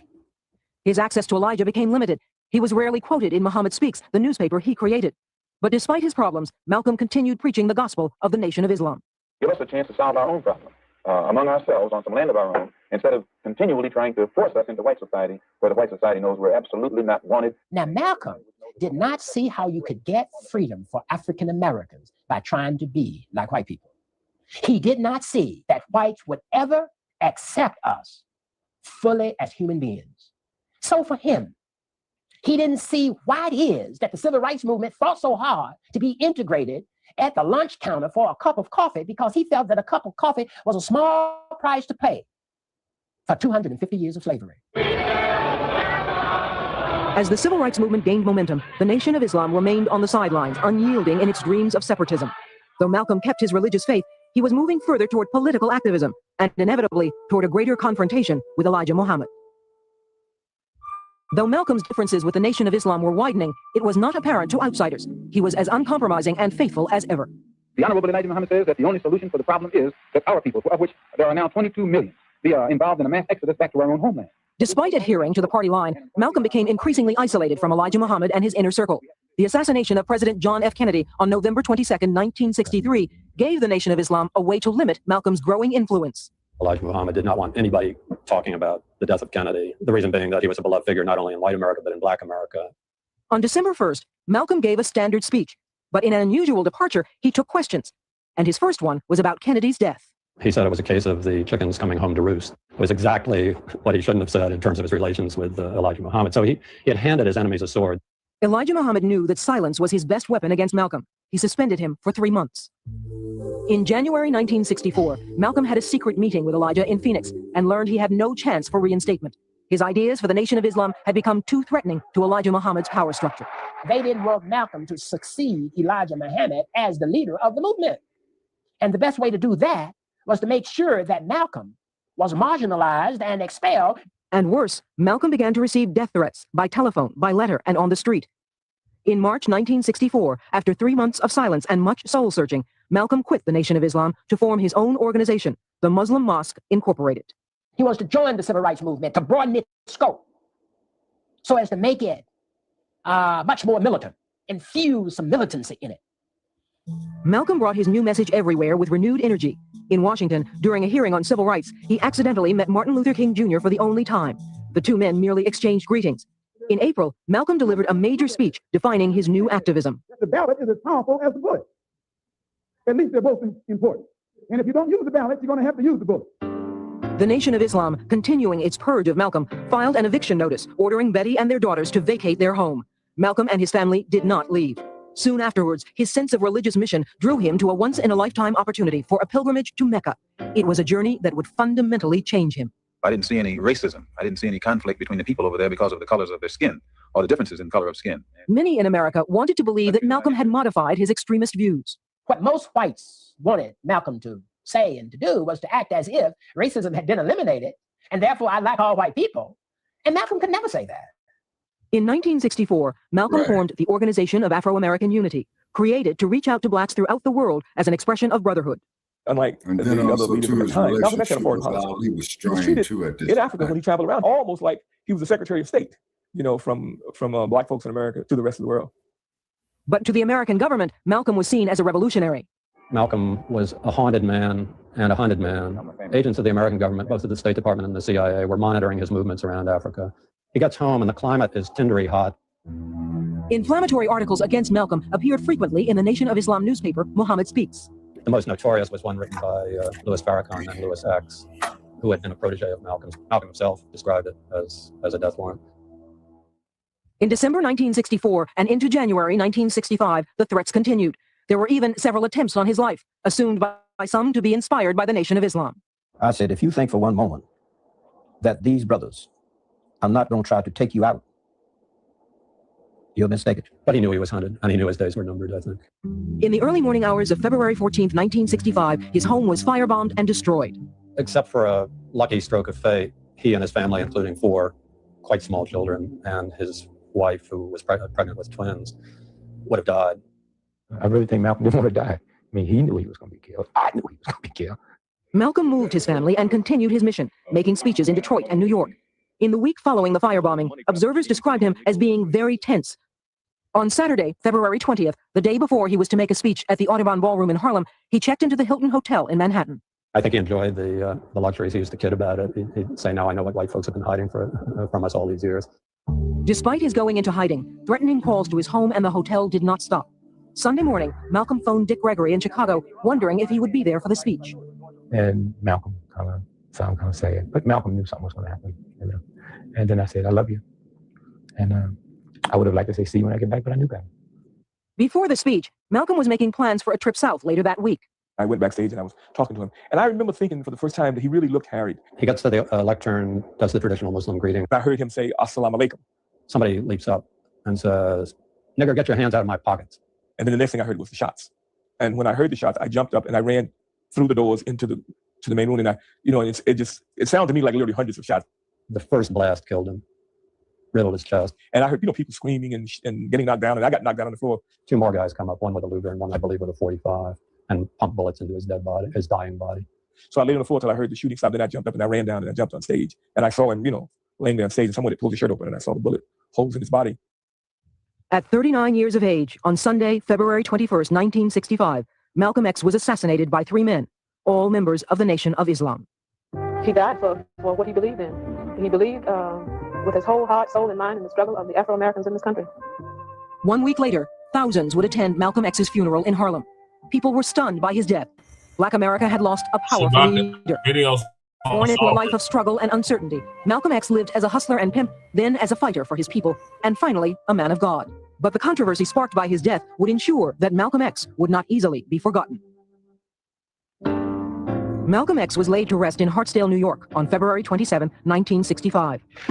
Throughout his life, he remained uncompromising in his expectations for African Americans. For 30 years, the legacy of Malcolm X has been as much a source of controversy as the circumstances surrounding his death. In 1995, the passions and doubts that have smoldered since that time were rekindled. Ever since the black leader Malcolm X was assassinated 3 decades ago, his family has been convinced that the Nation of Islam leader Louis Farrakhan was involved. Farrakhan was certainly a bitter rival, and today one of Malcolm X's daughters has been arrested and accused of trying to arrange for Mr. Farrakhan to be murdered.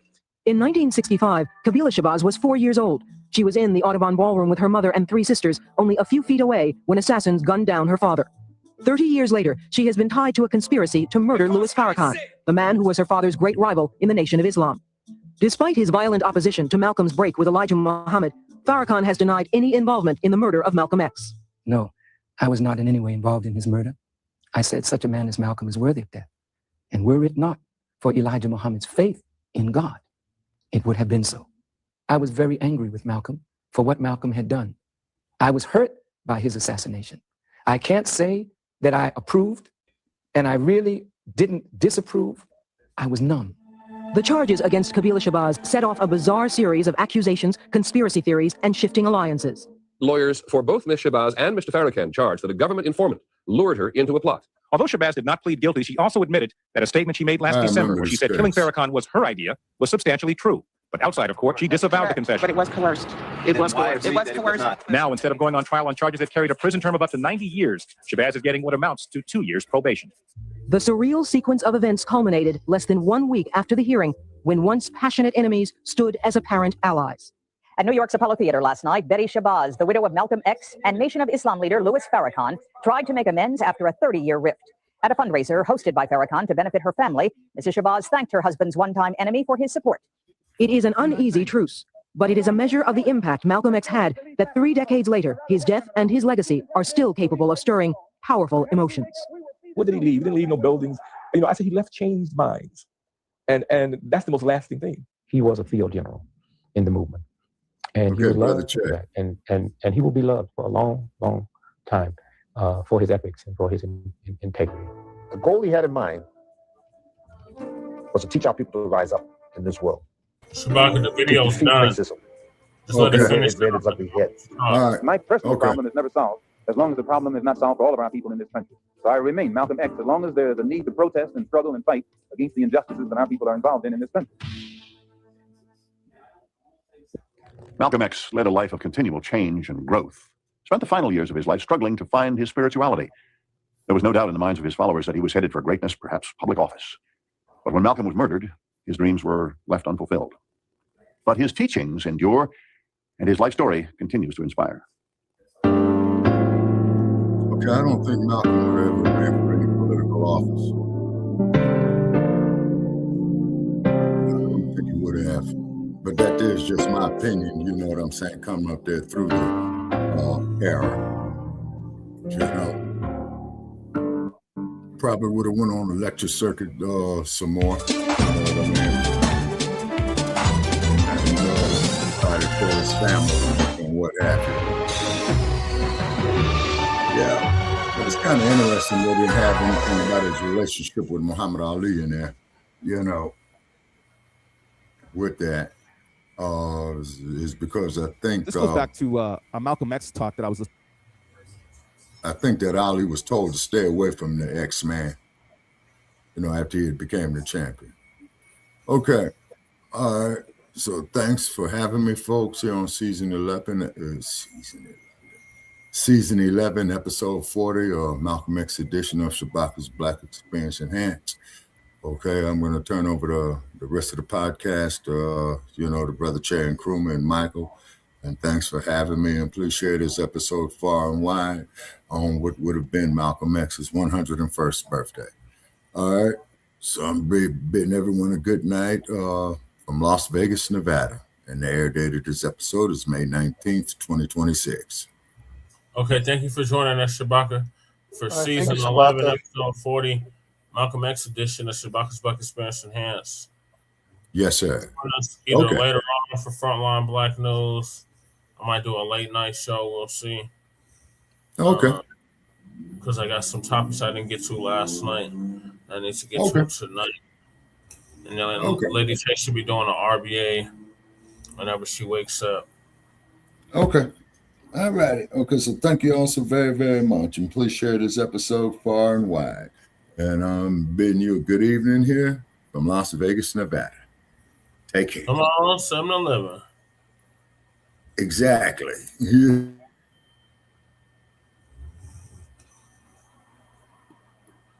All right, Michael, give your closing.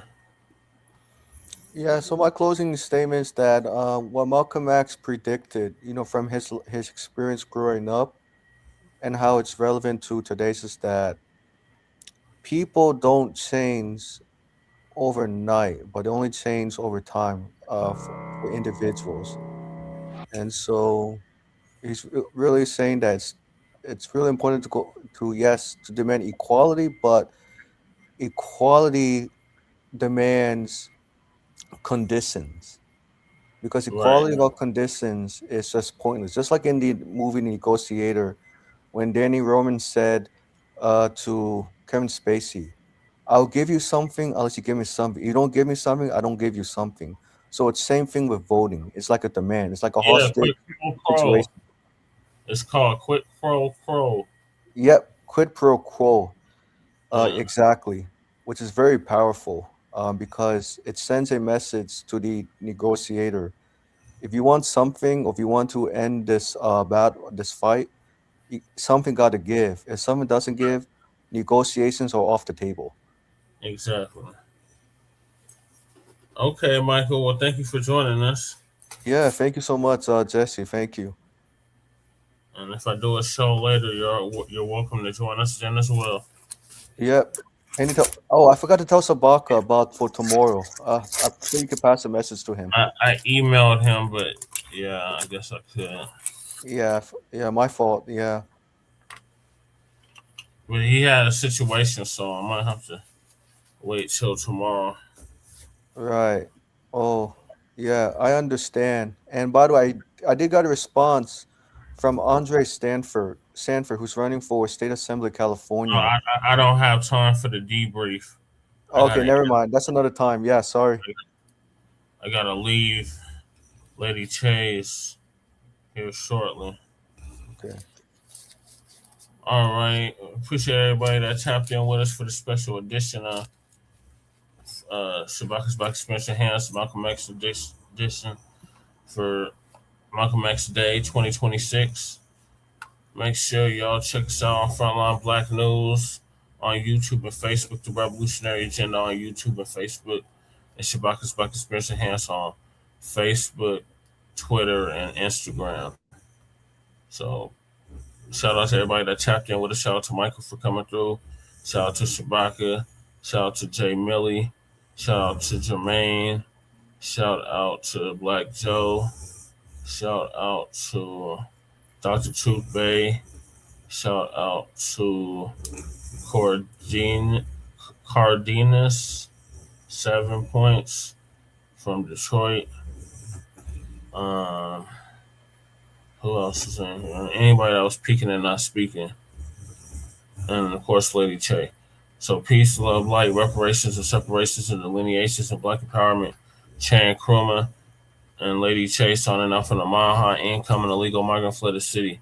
We're gonna go out with One Mic by Nas, Malcolm X Edition. I'm sorry, I have a speech impediment. Appreciate everybody that tapped in. We'll see y'all later for Frontline Black News in the RBA. And the air date of this program was May 19, 2026. This is why I say it's the ballot or the bullet. It's liberty or it's death. It's freedom for everybody or freedom for nobody. America today finds herself in a unique situation. Historically, revolutions are bloody. Oh, yes, they are. They have never had a bloodless revolution or a nonviolent revolution. That don't happen even in Hollywood. You don't have a revolution in which you love your enemy. And you don't have a revolution in which you're begging the system of exploitation to integrate you into it. Revolutions overturn systems. Revolutions destroy systems. A revolution is bloody. But America is in a unique position. She's the only country in history in a position actually to become involved in a bloodless revolution. The Russian Revolution was bloody. Chinese Revolution was bloody. French Revolution was bloody. Cuban Revolution was bloody. And there was nothing more bloody than the American Revolution. But today, this country can become involved in a revolution that won't take bloodshed. All she's got to do is give the black man in this country everything he's doing. Everything. I hope that the white man can see this. Because if you don't see it, you're finished. If you don't see it, you're going to become involved in some action in which you don't have a chance. We don't care anything about your atomic bomb. It's useless. Because other countries have atomic bombs. When 2 or 3 different countries have atomic bombs, nobody can use it. So it means that the white man today is without a weapon. If you want some action, you got to come on down to earth. And there's more black people on earth than there are white people. I only got a couple more minutes. The white man can never win another war on the ground. His days of war victory, his days of background victory, oh. Can I prove it? Yes. Take all the action that's going on this earth right now that he's involved in. Tell me where he's winning. Nowhere. Why some race bombers, some race eaters. Ran him out of Korea. Yes, they ran him out of Korea. Race eaters with nothing but gym shoes and a rifle and a bowl of rice. Took him and his tanks and his napalm and all that other action he's supposed to have and ran him across the yellow. Why? Because the day that he can win on the ground is past. Up in French Indochina, those little peasants, race growers, took on the might of the French army and ran all the Frenchmen. You remember Din Din Boo? No! The same thing happened in Algeria, in Africa. They didn't have anything but a rifle. The French had all these highly mechanized instruments of warfare, but they put some guerrilla action on. And a white man can't fight a guerrilla warfare. Guerrilla action takes heart, takes nerve, and he doesn't have that.